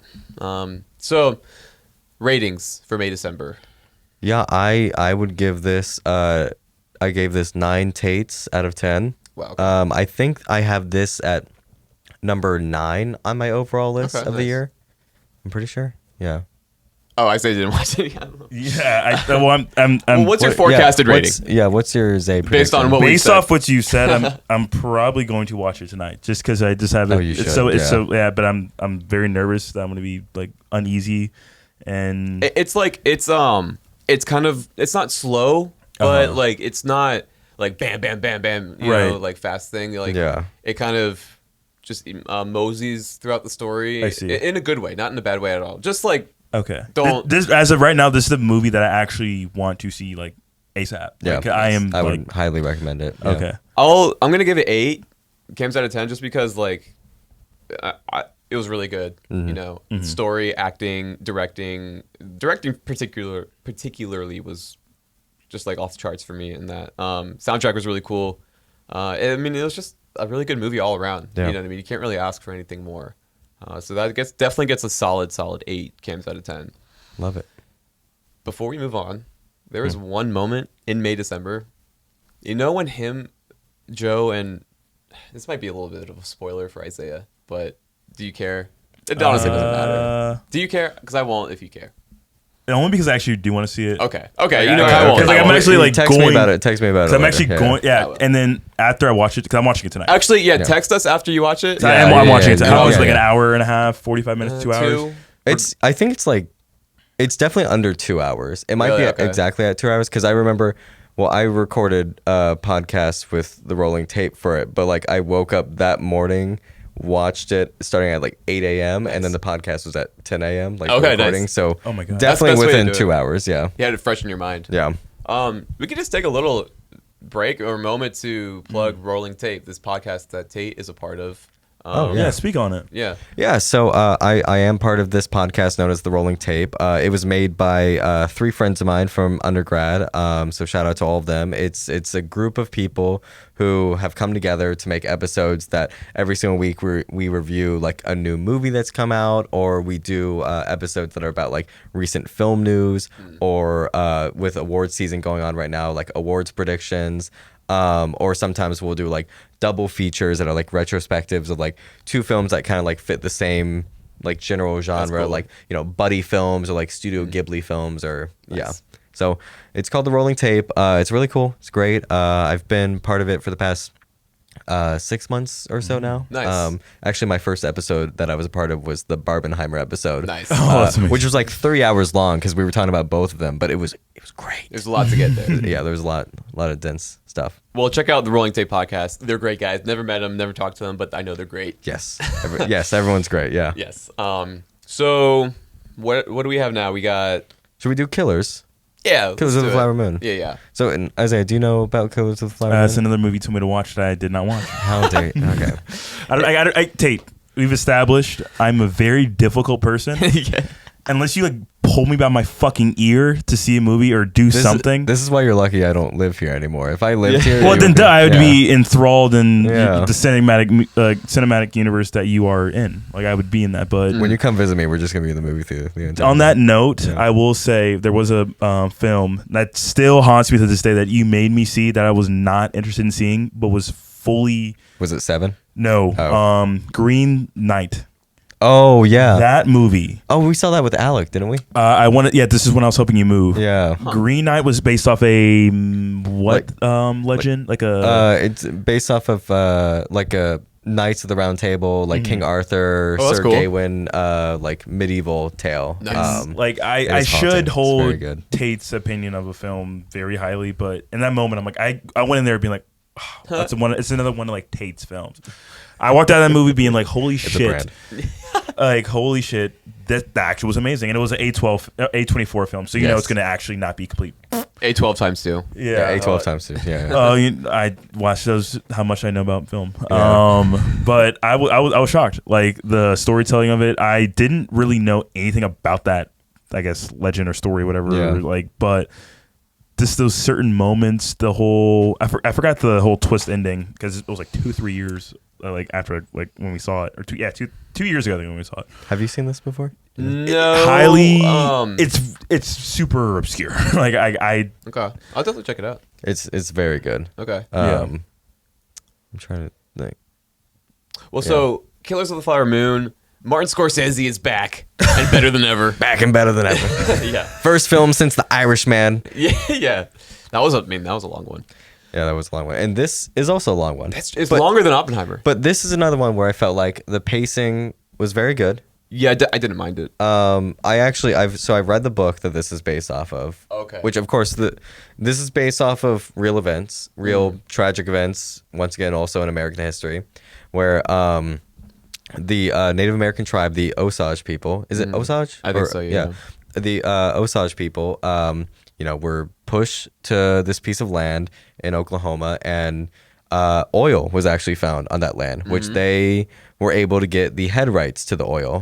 Became a very wealthy area.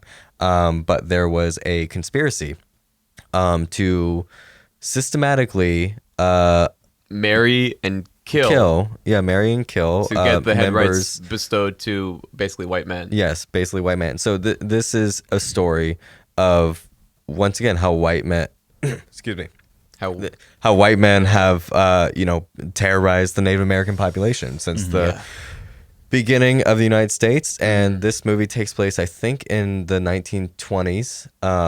So pretty recent history overall too. Yeah, definitely. So this movie is also made by Martin Scorsese, who he has acknowledged he is an old white man. And I think the very ending piece, which I won't talk about too much because I don't want to spoil it, but the very ending piece, I think, acknowledges that Martin Scorsese recognizes he's not the best person to tell this story. I think he's acknowledging that. What moment is that? When they have like the little like epilogue in a way. Well, you're not talking about because like I forget if it was before or after the movie, but it's like a shot of him saying that like, we tried to make this like, with the best intentions in mind and stuff. It's like that shot of him like sitting there. Oh no, I think that was like a before the movie featurette. It was okay, yeah. This is like right at the end of the movie, like last in the story shot of the movie, or like second to last shot of the movie. Okay.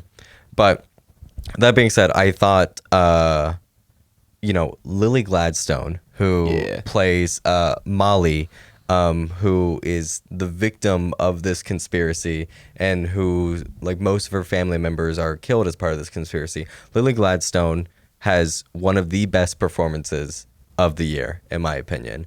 It's nuanced. I was gonna say it's really subtle. Yeah. Not in your face, but yeah, really like effective. Yeah. It's very effective. And this is also another movie that's very terrifying. Like just recognizing that like these atrocities did happen. And like I said, I've read the book. There's a lot of stuff that they left out that is also terrifying. Wow. Like the movie focuses on Molly and her family. And like, briefly goes over a few other members of the tribe who were also murdered. But there's a lot. There's a lot that's still unsolved to this day, unfortunately, as well. Dang. Yeah, I'm definitely going to have to check that book out. It's a very good book. I would recommend it. What's interesting, too, between the book and the movie is the book is actually more focused around... Oh, there's some noise outside from the restaurant. Interesting. The book is actually more focused around the FBI investigation into the murders. This was actually one of the very first big cases that the newly formed like FBI took on. Whereas the movie is focused on the actual perpetrators of the crime, because one of the main perpetrators is married to Molly, and this is the perpetrator. This is Ernest Burkhart, who is played by Leonardo DiCaprio, in a role that I personally thought was good, but I will be honest, if it got to Oscar nomination day and he was not nominated, I wouldn't be upset. Oh yeah, no, definitely. Like with the amount of like amazing performances that we've had this year. Yeah, I think there are definitely better ones. Not that Leo's just like a really talented actor. He's done this his whole life. So it was good. Funny seeing him like with really bad teeth and stuff. Yeah, he's got very bad teeth, and his face kind of droops for a lot of the movie too. Really? No, for real. He just like has that kind of just gross, like sweaty. Yeah, but he's also kind of just like a dutz in this movie. Like he's dumb and he kind of like puppeted by the guys who. But yeah, so this movie, the story, Ernest Burkhart is puppeted by his uncle, William Hale, played by Robert De Niro, who is also very good in this movie. Yes. And Robert De Niro plays him like terrifyingly. Like, this is probably the most evil role that Robert De Niro has ever done. Oh wow. Probably. He really did the Southern accent well, I feel like. Yeah. He pulled that out of nowhere.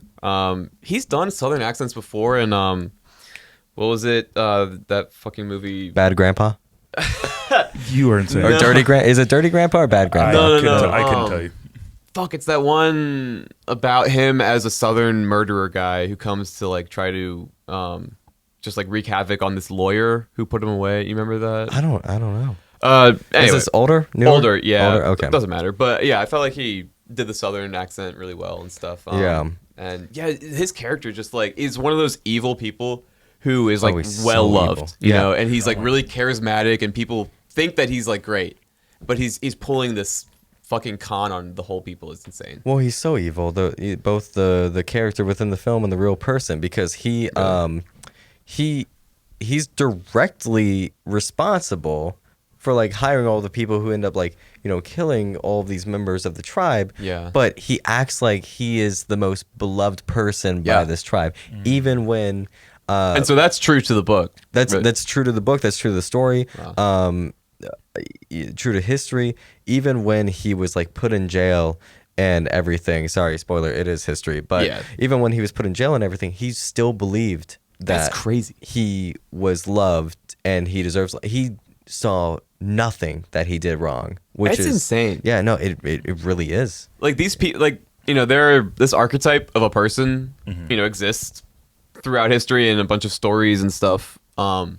It's just such a sinister, like weird, demented thing to see. Like this person kind of so self-diluted, and even at that point, him in jail, at like facing his crimes and shit, like facing the consequences, still thinks that he's like a virtuous dude. Yeah, It's just like it's just weird how people can lose their humanness like that.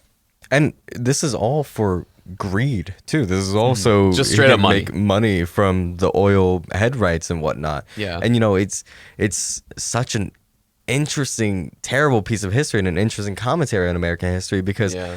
the Native American population has already had so much taken from them by white men, the U.S. government, and everything, and like they finally get something decently good with like the oil on this land and everything, and even the whole system with the U.S. government. There were also some issues with that too. Yeah, because like they had to like ask for they got allowances. They basically. had sponsors like who had to be like white men who sponsored them. But Oh my god. they get like this good thing, Mm-hmm. and William Hale, a white man, just wants to take it away like immediately. He sees no issue with just it. praise like a vulture. Yeah. You know what I mean? I think besides the acting from Lily Gladstone, there wasn't much else about the movie that stood out to me as exceptional. Like, not to say that it was poorly directed or poorly written or anything. Just that I don't think like it was necessarily Martin Scorsese's like gonna go down as his best film or anything.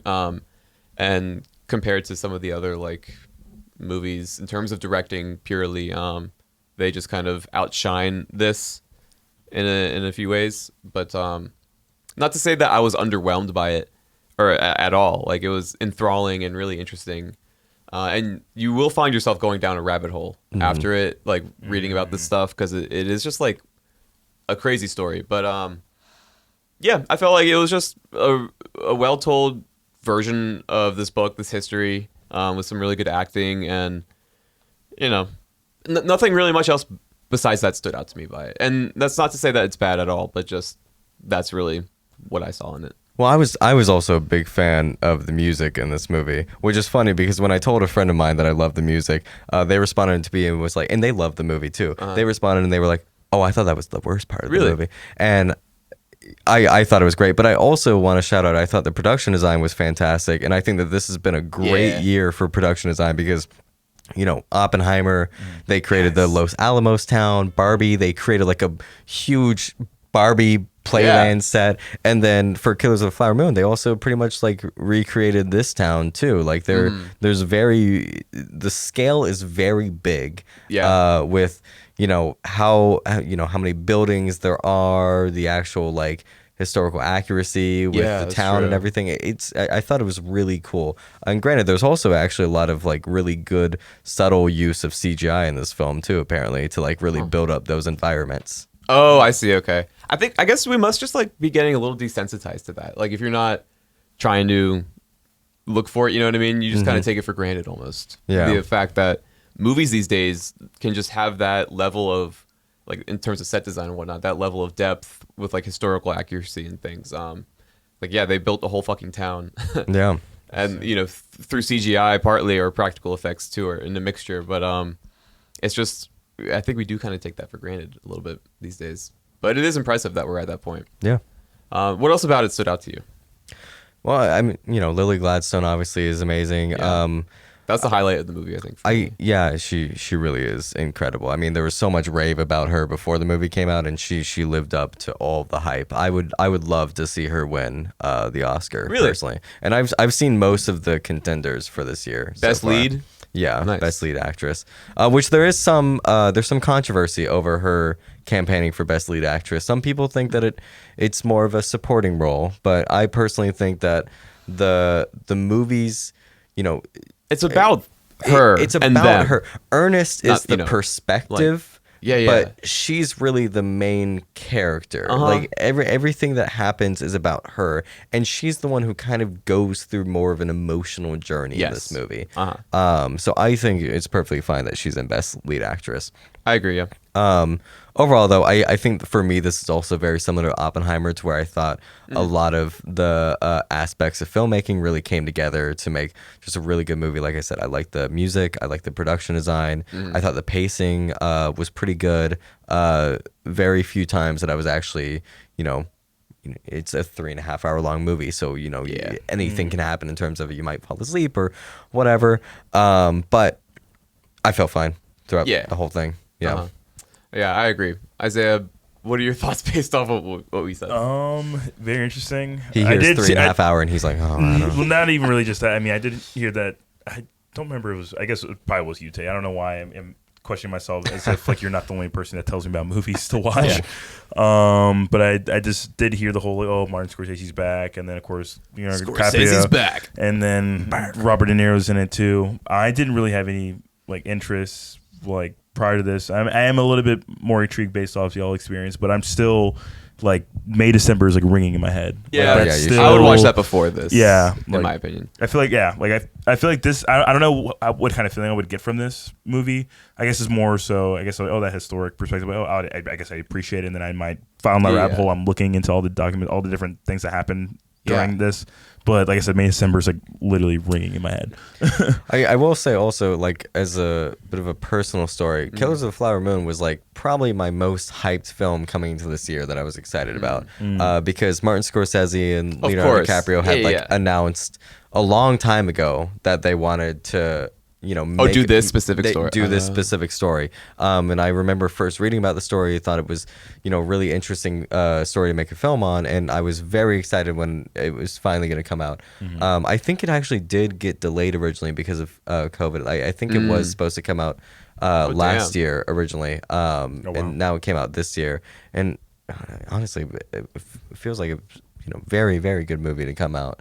There's also been the movie or the year of like kind of long movies, but have all been pretty good. Yeah, definitely. Which I think is a good sign.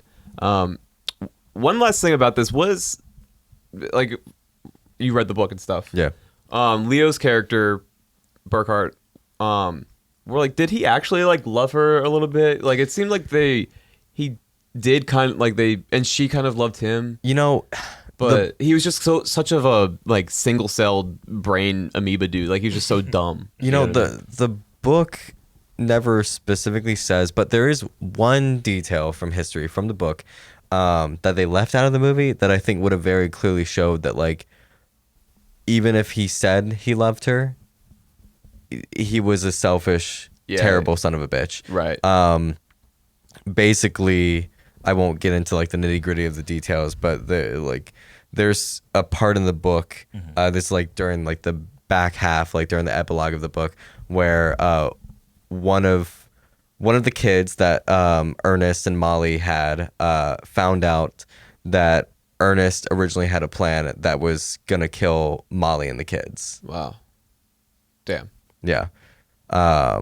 So they did leave that out of the movie, which, granted, this is information that's like found out in the epilogue, like not part of like the main story that's being told in the book. But it is like, when I first read that, I was like, oh, so there's no questioning that Ernest Burkhart was I guess they terrible. decided to like maybe leave that a little bit open, or just include a little bit more love for the story of it. Did we already do ratings for this? No, I don't believe so. Okay, go for it. I also have this at 9 Tates out of 10. Wow. Yeah, Okay. big 9. Well, actually, I think there's only like 7 or 8 films this year that I've given 9 Tates out of 10 to. Nice. And I think I'm trying to remember. This I think is in my number 4 spot of the year. I'll double check that right now. But Interesting. Next rating while I double check that. Sure, yeah. I'm gonna sound like an asshole now. I'll probably give it 7 cams. Asshole. Nah. Yeah. I was gonna give 7.5, so I'm not too like interested in watching it. Yes, I have confirmed it is number 4 on my Nice, list. wow. Yeah. Yeah. I mean, and it's not that I don't like it at all. I don't know. I think maybe part of it is just like my personal reaction to it. I think also part of it, I saw it at the Terrace Theater. I remember. Oh, okay, now it's Their all coming. chairs, Okay. those chairs are like the cheapest chairs out of like the movie theater furniture catalog, and the speakers sucked ass. Like my ears were hurting. It was just like I like the vibe of the Terrace Theater, but I can also understand that. Like, it's a local theater, you know. It's Yeah, cool. no, that's why I like to- it. I like that vibe. So I want to like it, but it was also like a spot on the projector, like a little warm spot. yeah. Like it Oh was just kind of a shot. I was like, very serious, and you could hear other movies. Like you could hear Taylor Swift's Eras tour next to us. I was like, it was Jeez. kind of lame. Yeah, I don't fault the movie for that, obviously, but yeah, to me, it's a really great and expertly told movie and everything. It just didn't really hit me as hard as some of the other ones. No, that's and, fair. Yeah. For that reason, I put it at a 7. Okay, that's fair. And you Yeah, said you were 7.5. Zay I'm predictions. Not, yeah, Zay I'm predictions, yeah. So I don't know why I kind of like that dynamic, but also it's depressing. Yeah. But yeah, it doesn't seem to. Yeah. Well, I definitely would recommend you watch it though at some point. I'll get you to watch There's it. so many Yeah. movies. Like I still haven't seen. Bro, I'm gonna lock you in a room. Oh for my a god, weekend. with Mahershala Ali, Moonlight. I still haven't seen that movie, and that's one of I think Tate's favorite movies. That's like one of 25 movies I've ever given a perfect score to. Wow. Yeah. Damn. Yeah. Yeah. Okay, moving on. So I think we have 2 more left. Yeah, we got the Holdovers and Napoleon. Let's just get over get Napoleon out of the way. Yeah. So Napoleon's about Napoleon Bonaparte. Yeah. It's a story that's more about Napoleon's relationship with his wife Josephine. That's true. Yeah. And I don't mind that aspect of the story, but I hated pretty much everything about the storytelling, to be honest with you. Really. I really did not enjoy this movie overall. Damn. I went into it very excited and I came out of it very disappointed. Really.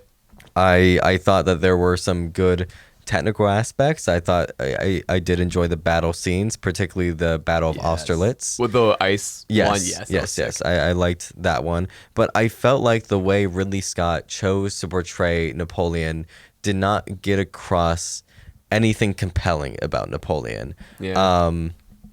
I know people have gotten on Ridley Scott because he came out and was like, "Oh, I don't care about being historically accurate," which like I'm not a stickler for that all the time because sometimes you need to sacrifice something for the storytelling. But Napoleon was meant to be this very charismatic leader, and there are a lot of terrible things that he did as well. But there's just not a lot that I can believe that Napoleon would have been this exalted leader of men and this army based on the way Ridley Scott and Joaquin Phoenix chose to portray him. Yeah. That's kind of like a little impish and awkward in a way. Yeah. And maybe he was impish and awkward. I'm not a Napoleon historian, but I also know for a fact that he did have a certain level of charisma. Sure, you need to. That I just felt like Right. didn't come through at all in this movie. No, that's a good point. I didn't even pick up on that because I guess I wasn't even like considering it. But there definitely was obviously a conceited effort to make him like awkward. Had these weird moments between him and Josephine where he's like woof and stuff, like all this weird shit. I think the parts that I enjoyed most about Napoleon was just the pure spectacle of it. Yeah, there's some pretty good spectacle in it and everything. Yeah. I think another issue with this movie though is like, we talked about the formula of biopics earlier with like Oppenheimer. And Napoleon kind of falls into the traps of like the biopic like stereotypical traits because it is just Kind of like, Oscar baity. yeah, too. it's like just Napoleon's greatest hits. And Yeah. I almost would have preferred if they just took like a specific moment or two in Napoleon's life, and Really just micro focused on that. and this is where it also gets to the criticism, which see it as a criticism, see it as not a criticism, that like the movie is more about Napoleon and Josephine's relationship. And I did feel like if that was pushed a little bit more, and maybe if the movie was called Napoleon and Josephine, if that relationship was seen more as the thorough line of the storyline, I might have liked it a little bit more. But given that this movie was framed as Napoleon, it's supposed to be about Napoleon's story, and it felt more about like their love story, which I'm not against as a concept. Sure, yeah. But I am against that this movie framed itself as one thing, but presented another. Yeah. No, I see that for sure. It was kind of cringe, a lot of their relationship stuff. I mean, it's just like, imagine, Isaiah, the most toxic relationship. Already got it. And then like in the early 19th century or mid 19th century, whatever. Just kind of like awkward and gross. And yeah, you know, not much to say about it really. It's a biopic. It's really intense, like as a spectacle. Like I said, some of these battle scenes were like, whoa, like it did kind of have me on the edge of my seat, like my heart racing in a good way. I loved how just like they started with the Marie Antoinette like head. Oh yeah. Awesome. I also love, not that like the movie can help this, like so many movies fall into this trap, but in that scene, I think Napoleon's meant to be like in his mid-20s, like when Marie Antoinette, Yes. and he's played by like 48-year-old Joaquin Phoenix. No, he literally, because this movie, out of all the movies this year, talk about rabbit holes, like this has sent me just rappelling down the rabbit hole of European history. Yeah. Really? I've been watching YouTube, like every single night, like hours worth of YouTube videos about European history now. It just sent me on this thing, and now, you know, ADHD, this is my hyperfixation Right. Like moment. I said, my obsession with nuclear bombs that I probably want to create and kill everyone. Yeah. List. So just like, you know, like kings and like these executions back then and shit. It's just like, it is all wild stuff. Well, there's a lot of interesting history like related to Napoleon as well too. Yes. And that's the thing, is I felt like this movie just didn't get a lot of that across. I think it definitely, because I got sent down a little bit of a rabbit hole too. Nice. I think it definitely propelled it. Yeah. But I felt like Yeah. it could have told some of the story. Yeah, bit no, better. like you said, it is Napoleon's greatest hits, like, you know. And so But even his greatest hits in this movie, just by the way they portrayed him, didn't feel like great at all. No, he ultimately was, at least in this movie, ultimately just very conceited and just like mentally ill, honestly. Yeah. Well, I think Joaquin Phoenix obviously is just really talented actor. yeah. I was Maybe so his talents were disappointed kind of by like him. wasted in this. Yeah. Oh wow. You know, it was like kind of overkill to have him be Napoleon, almost maybe. Yeah. I don't know. I do, on the point of like Napoleon being charismatic, you know, there's this famous story that when Napoleon came back from his first exile, troops were sent to like stop him. But because all of those troops had like fought under him before, he was able to like rally them all to his cause. And like he did this with like the subsequent battalions that the French government kept sending. And then Napoleon eventually took back France. That's like insane. a pretty famous story. And they very briefly depict part of that in the movie. But here's the thing. Based on the character that they portrayed, I didn't believe it for a second. I didn't believe that they would be like, there's Napoleon. Exactly. We're all backing him again. Yeah, for real. He kind of, because if I remember, he just kind of like walked up to them, and it was just like a very underwhelming moment. Yeah. It's like, okay. But thinking back to like what that must have actually been like, he must have been someone who was like easily able to rile up people with his charm and speaking skills and whatnot. But I don't know. Yeah, I don't really have much more to say about this movie, honestly. I liked it. I definitely liked it. There's definitely things to like. Yeah. The scale is pretty good. Like, you know, this is one of those things where the technical aspects are pretty good too. Yeah.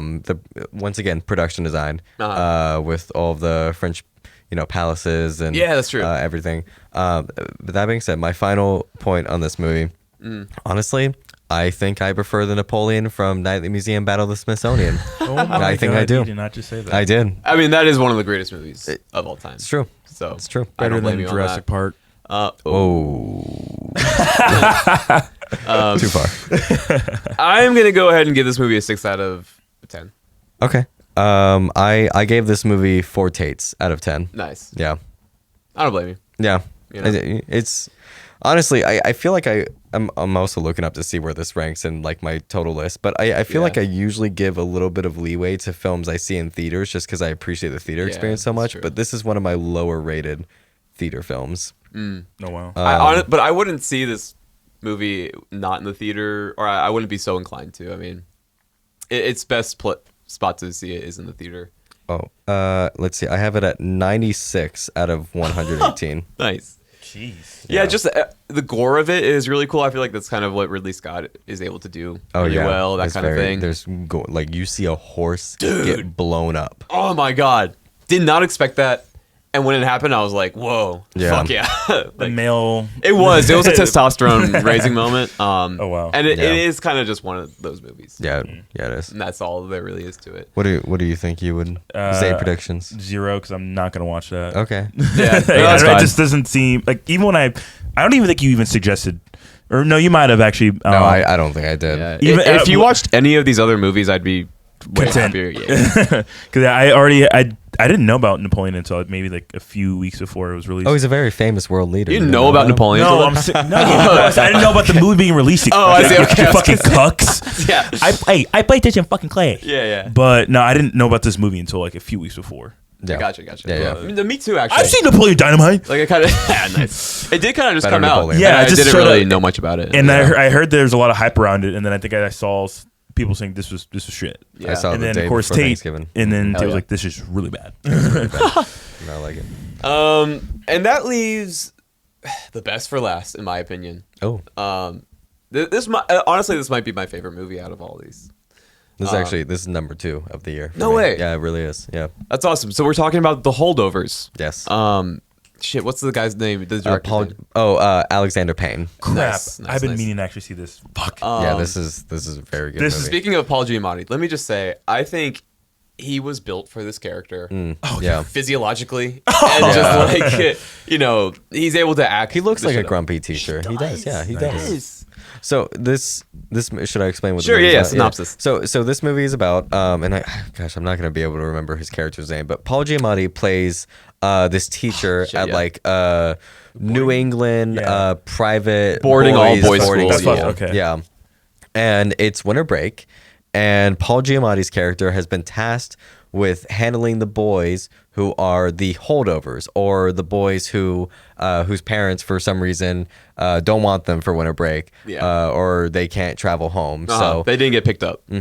So specifically, the movie focuses on Paul Giamatti's relationship with this Angus? this one boy. Angus, is that his name? Yeah, Right. I forget the actor's name. So, though. he's played by Dominic Sessa. Oh, okay. This is Dominic Sessa's first ever role Oh, nice. in a feature film, and he was fantastic. Paul. I think so too. So, and with these two, with Paul Giamatti and Dominic Sessa, there's also Divine Joy Randolph, who plays Mary, who is a cafeteria worker at this boarding school, whose son went to the boarding school as well, but had just recently passed away in the Vietnam War. This movie also takes place during the time of the Vietnam War. So, 70s. this movie is a period piece, and it's also, I would say, really. It could be a really interesting Christmas classic. Yeah, definitely. One day. It's very comfy. It's very warm. It's very is. real. Yes. It's also ironic because apparently Alexander Payne has come out and said he doesn't like that people are calling it comfy. But that's the kind of movie that he's made here. Yeah. That's such a director thing to say. Yeah, but- yeah. He's like, I saw it a different way. I totally agree, though. To me, watching it, I felt like I could tell it was made by someone who just like really loves movies. too. Yeah.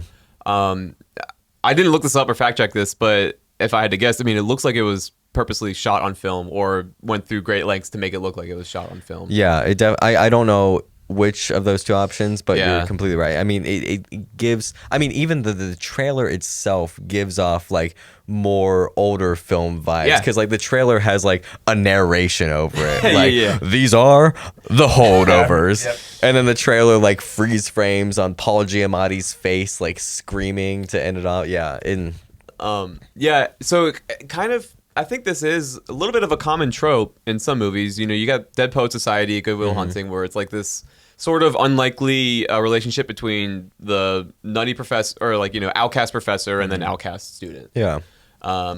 But I feel like this did it really well, and it was like mainly the main part of this movie that I really liked, and the reason why I like it probably out of all these others, is that it was so refreshing to have a movie just be like, 3 characters, and they each have their backstories and their flaws, you know what I mean, and they're just in a situation, and things happen, and you just see this whole breadth of their character and like them change, and then you see so much about like yourself and just like life in general reflected in this such a simple like scenario, and it's just like it's all really a movie needs to be.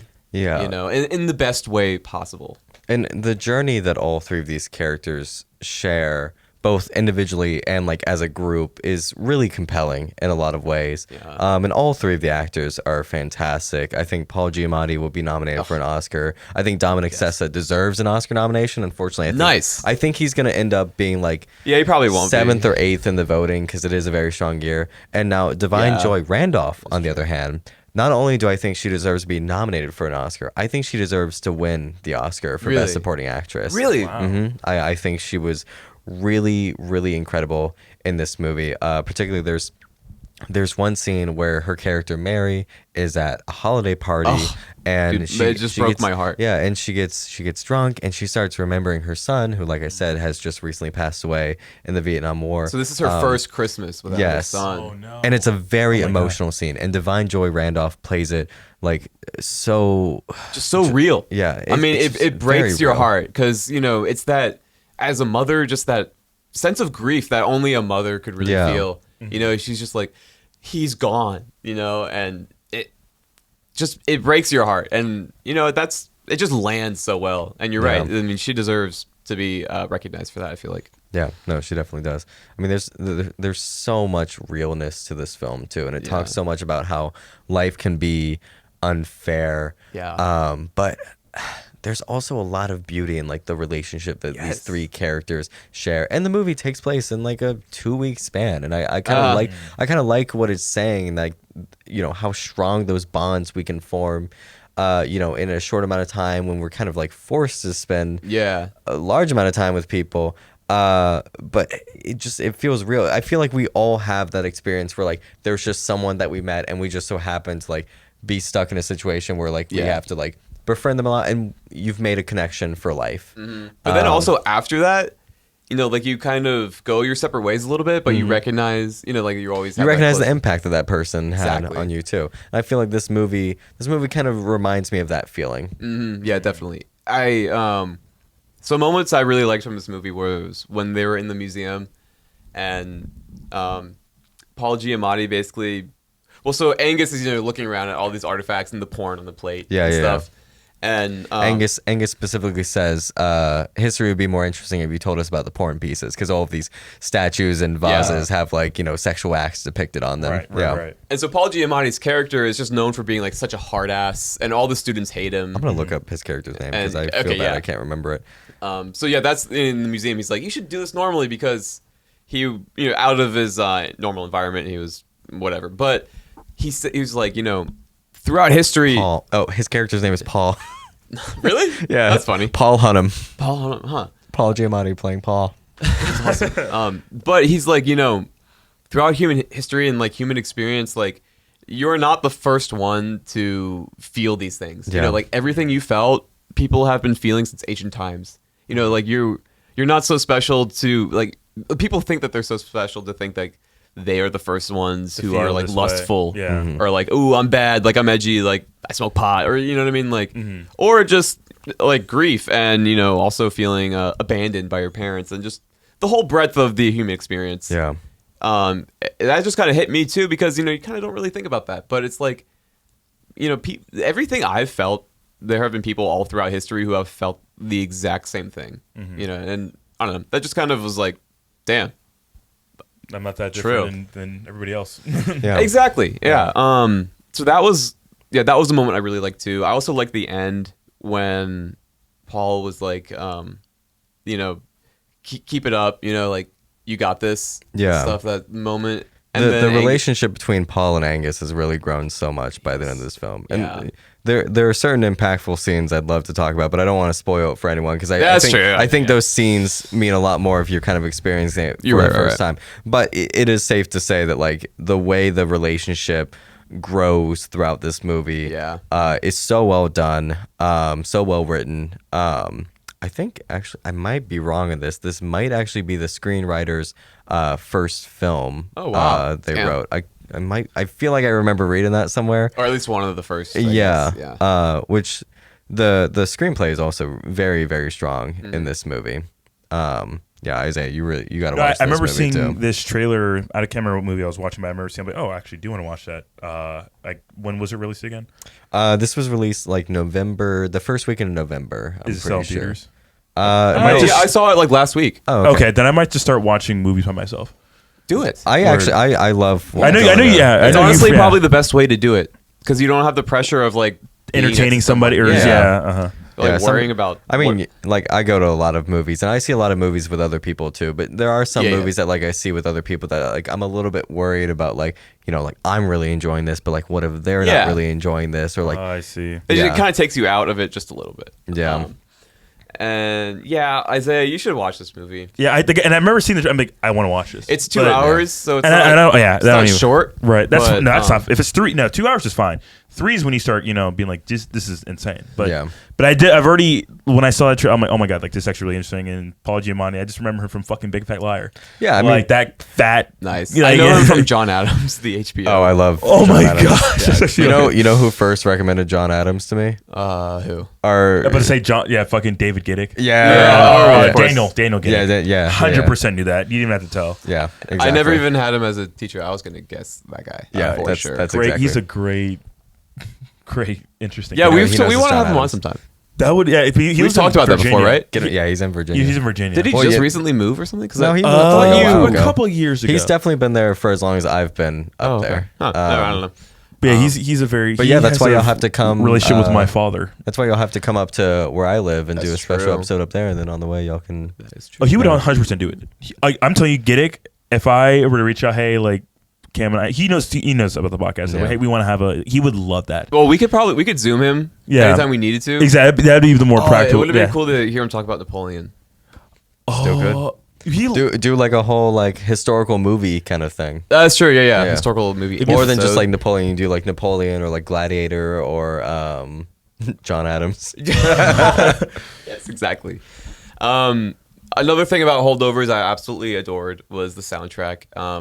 Part of it was original, but most of it I guess was curated Yeah. songs. Actually, I don't remember it as much, so I'm gonna have to go give myself a refresher after this. Beatles Yeah. did the whole thing. No, I'm kidding. I'm kidding. What's- oh, nice. Yeah. they There did. was a. Beatles. It introduced me to some artists and songs I didn't know. Specifically the song at the end, "Crying, Laughing, Loving, Lying." Okay. You'll recognize it, obviously. Okay, I'll have to go listen to that on my drive. Do it. Yeah. Yes, yeah, exactly. And so, I took that away from it too, so that makes me love it even more that I got to keep some gems, Yeah. song gems from it. That's I always cool. love when a movie introduces you to a new song that you just love. My favorite song of all time was introduced to me by a movie. All-Star? Nah. Unshrek? It was, Jane by Jefferson Starship, which I first heard in Wet Hot American Summer. Wow. And is my favorite song of all time. That was gonna be basically. Agony, Chris Pine. I can't stand that song anymore. I hate Agony. you. I hate you for that song. Yeah.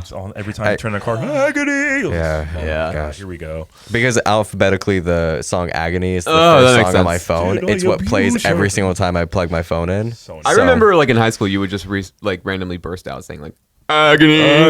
Yeah. Very, Yeah. very Tate. Thanks, Boo. So yeah, I think that about covers everything I wanted to say about Holdovers. I just adore that movie, Yeah. and that gets an easy 9.5 or 9 out of 10 from me. Yeah, this is my number 2 film of the year.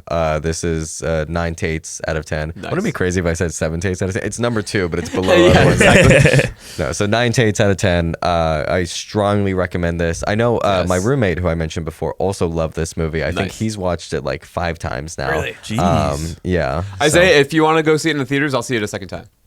I'll see it a second time. Bet. We're holding each other accountable. I'm not doing anything Wednesday. I'm out of Oh town, yeah, I but forgot. Well, you can go fuck y'all yourself. can. Yeah, okay, It can be Cam.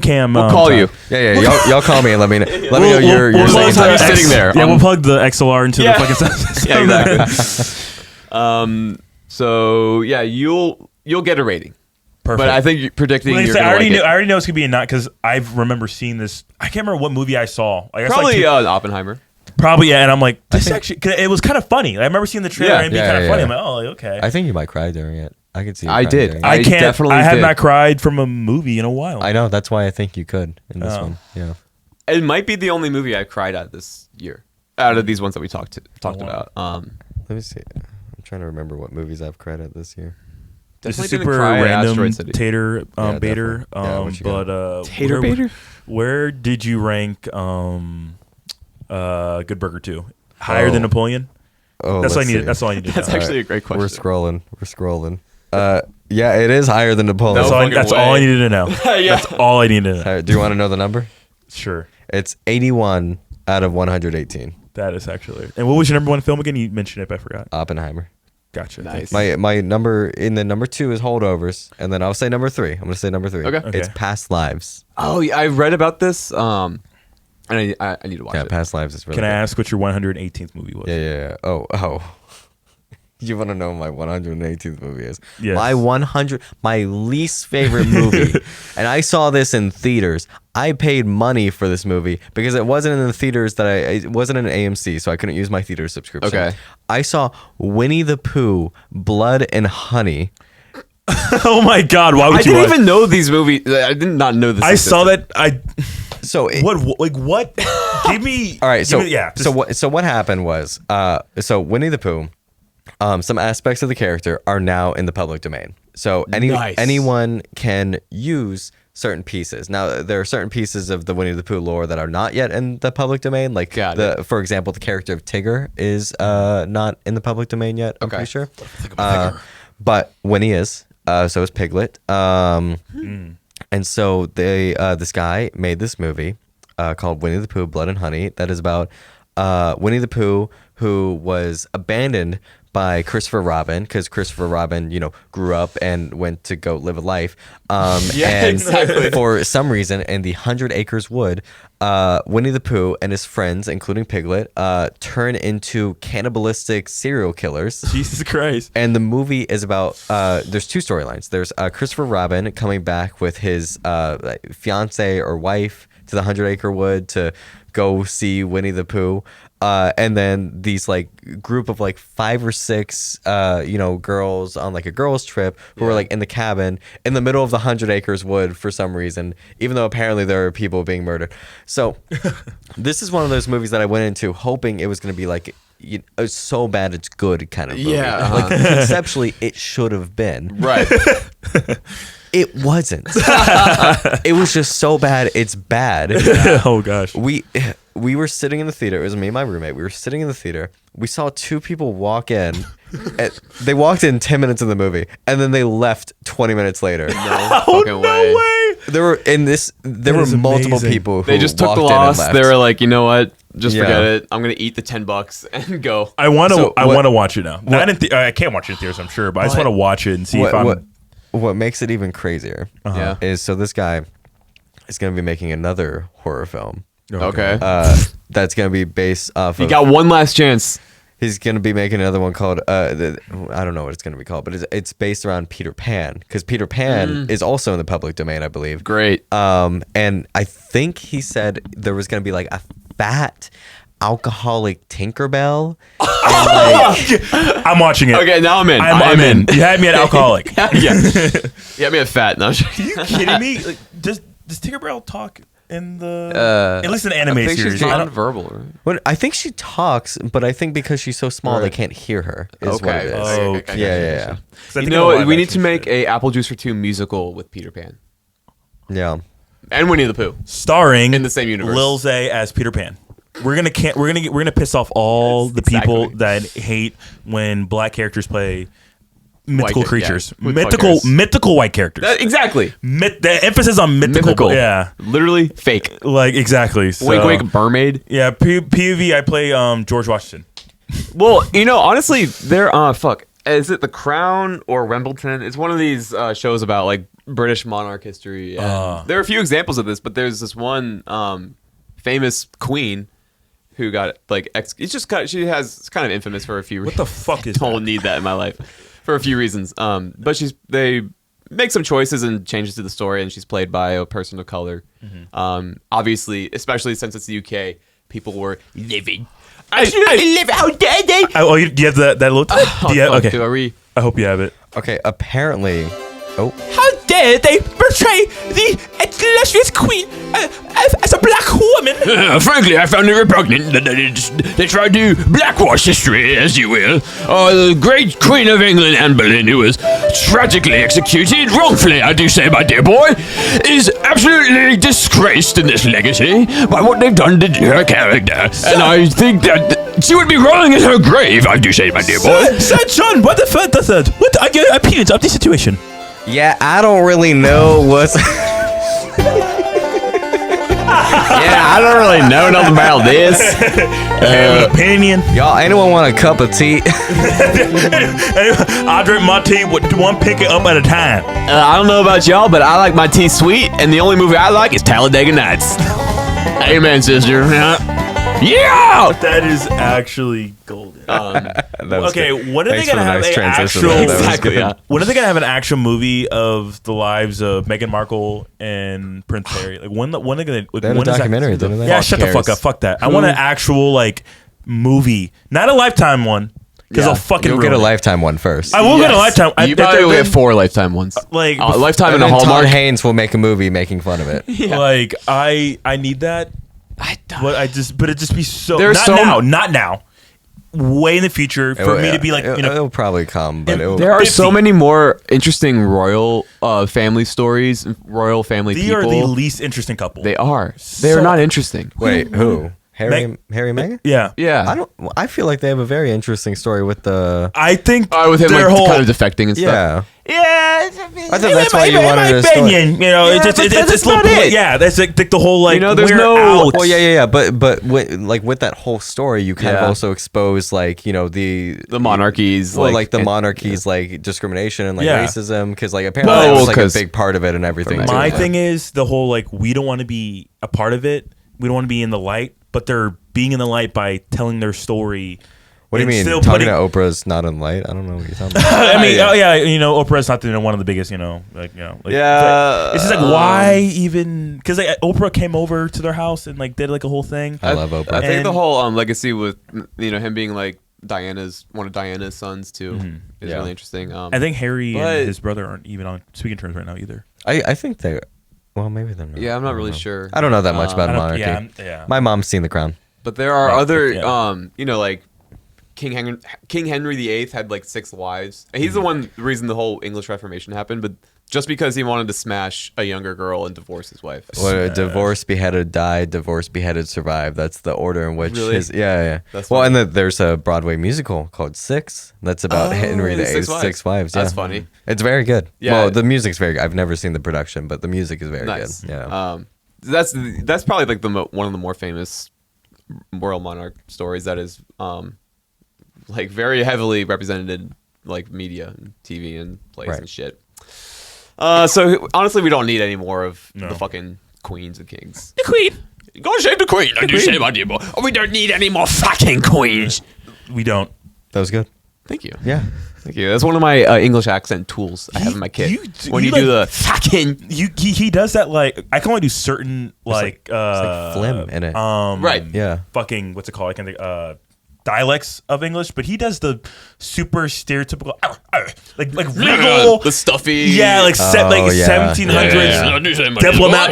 I don't even know where like what. And then there's John Lennon, who's like more nasally. I just like don't know how you do Scottish it. kind of. Oh my gosh, y'all. We have got John Lennon in the studio here Hello, today. imagine. Like I just don't know how he does it. I can only do like a certain like. Can you do Paul too? Oh yeah, sure. I could do. It's supposed sort of like this is more round. Yeah. You know. Yeah, and that's kind of how we did it in the Beatles. You know. I can't. Like he you has. know. I can only do Australian. I can do English, but I can do Australian. I'm Ringo. I'll just play me drums.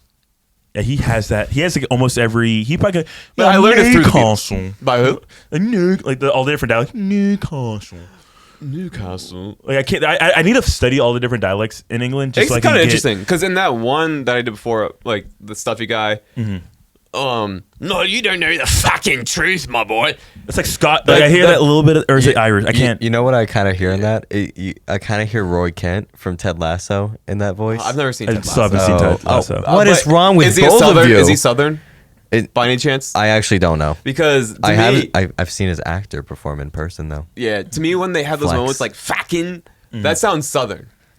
Fucking, Yeah. you know, and that's Okay, kind I of hear like you. they always say that. I'm gonna give you homework. You have to go watch at least Ted one Lasso? episode of Ted Lasso. You have to. I'm sorry. You have. It's in my top 5 shows. Really? of God damn it, all Tate. time. I'm so Oh wait, sorry. of all time? Yeah, I've officially put it there. That's where it is. Are you serious? I'm serious. You want to know my top 5? I hate that I respect your opinion, and now I'm gonna have to watch. Yeah. You want to know one of my you want to know my top 5 shows? Sopranos. SpongeBob. yeah. Those two are in my top 5. Actually, I don't know what shows I actually that. You know, actually, no. You want to know what show I started watching yesterday? Neutron? What you got? Fuck off. good show. Reacher on Amazon Prime. With Alan Richardson. Yes. Yeah. I was surprised I that know actors. Oh no shit! You probably watched Blue Mountain State. I've actually seen him in Teenage Mutant Ninja Turtles. Ew, gross. He That- voiced one of the turtles why am I not surprised? I in can't, the Michael Bay like one. I said, I can't remember Yeah. that show I did really enjoy with Elizabeth Olsen when she depicted the character that murdered the like church. I forgot. Yeah, I can't Doctor remember. Strange. Shut the fuck up! No, no. Oh my god, I hate you so much. I can't. I know what you're talking about. But that movie, it's HBO original, Love and Death. something like that. Yeah. Okay. That's not necessarily my homework, but it's an elective, or it's Okay, a yeah. elective course you can take. Yeah. It's like 6 episodes. Can or that be 5. like an after-school club? Yes, program? that extracurricular. I will say We're gonna meet every Thursday afternoon, Elizabeth Olsen 4 p.m. in that show.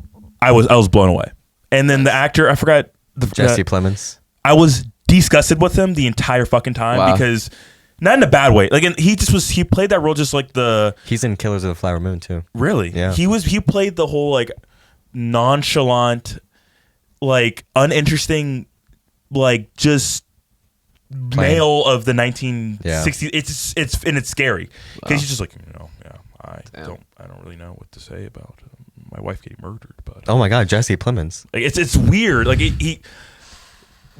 like just to give a little synopsis, Jesse Plemons, whatever the fucking his wife is killed by Elizabeth Olsen's character, and essentially he defends his wife's, or he doesn't defend his wife, but he sides with Elizabeth Olsen. And Yeah, with Candy. it is just thank you, Kane, and it's just weird because she's like.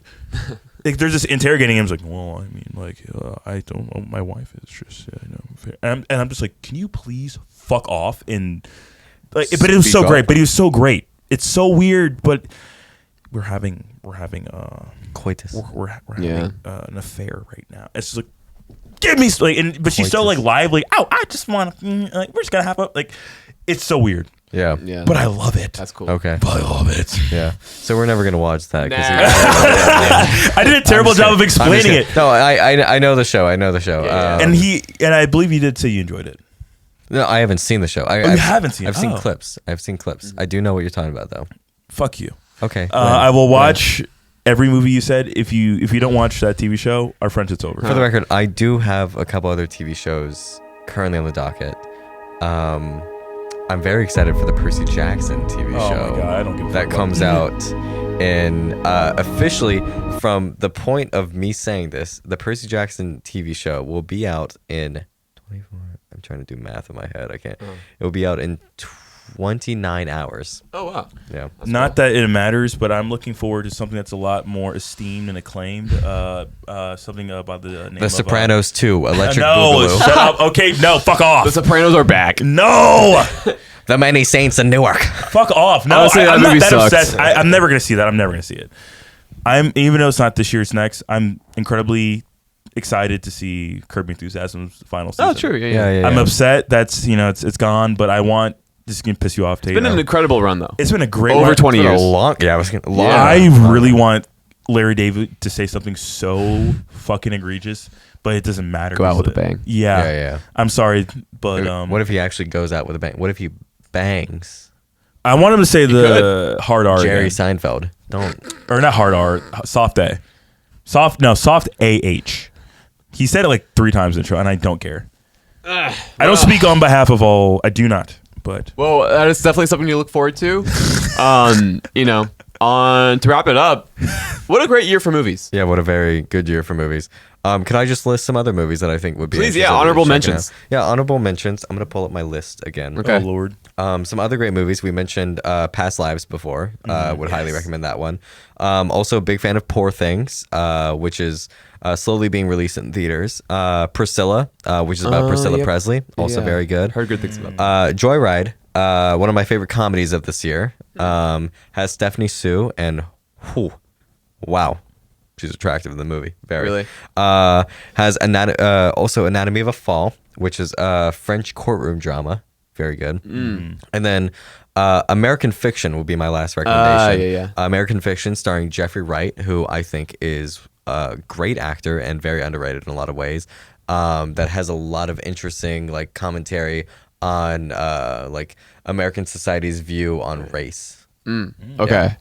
I love that stuff. Yeah. So I'm gonna watch send that. me your list, Tate, and I will promise that I will watch any movie. We'll put Tate's list in the description. How about that? Holy shit! Okay. Speaking of like most attractive in one of these movies, Go ahead and say it. Florence fucking Pugh, dude. Yeah. Holy shit. Hubba hubba. It is moments like that where I am reminded just I am a man. how yes, I am a man. How I am just a mortal I am no better organism than a with man. earthly desires. I'm surprised you didn't cover that when we talked about Oppenheimer. I didn't want. I mean, that's kind Yeah. of distasteful, but like, you know, we're at the end of the show where no one's gonna be listening. Florence Pugh as Jean Tatlock. Yes, dude. Oh my god, just so like, she's crazy. That character is crazy. Not, you know, she's got issues. It's a very tragic It is character. 100%. It That's is. I feel bad saying person. That's always an interesting thing. Sorry, this is total. you're aside. good. That's always an interesting thing when we're talking about like biopics or like real life stories and whatnot, and like referring to like that. These real people. these real people as like characters, because I do that all the time too. Which is actually a point that they made in December too, which I thought was interesting. Yeah, that's true. That's kind Yeah. of like, you know, there was that one lady who's like, just be gentle or like be nice. You know what I mean? Yeah. Like, but yeah. So anyway, Tate, it's been absolutely an honor. Yo. As always, thank I've you. been enlightened. Thank you for gracing us with your perspectives and your insights on movies. Oh, they're having a moment. I froze. I'm gonna have to restart them. Sorry, my NPC just kicked in. Yeah, anyway, check out the Rolling Tape podcast, the podcast that Tate is a part of, and they talk about movies a lot more than we do. Yeah, Isaiah, happy birthday. Happy birthday, Isaiah. Yeah, happy birthday. And can't wait to see what's up 2024 movie-wise. We'll have to do this again. Dune Part 2. Gross. No. That's Stay true. tuned for our next episode. Apple juice.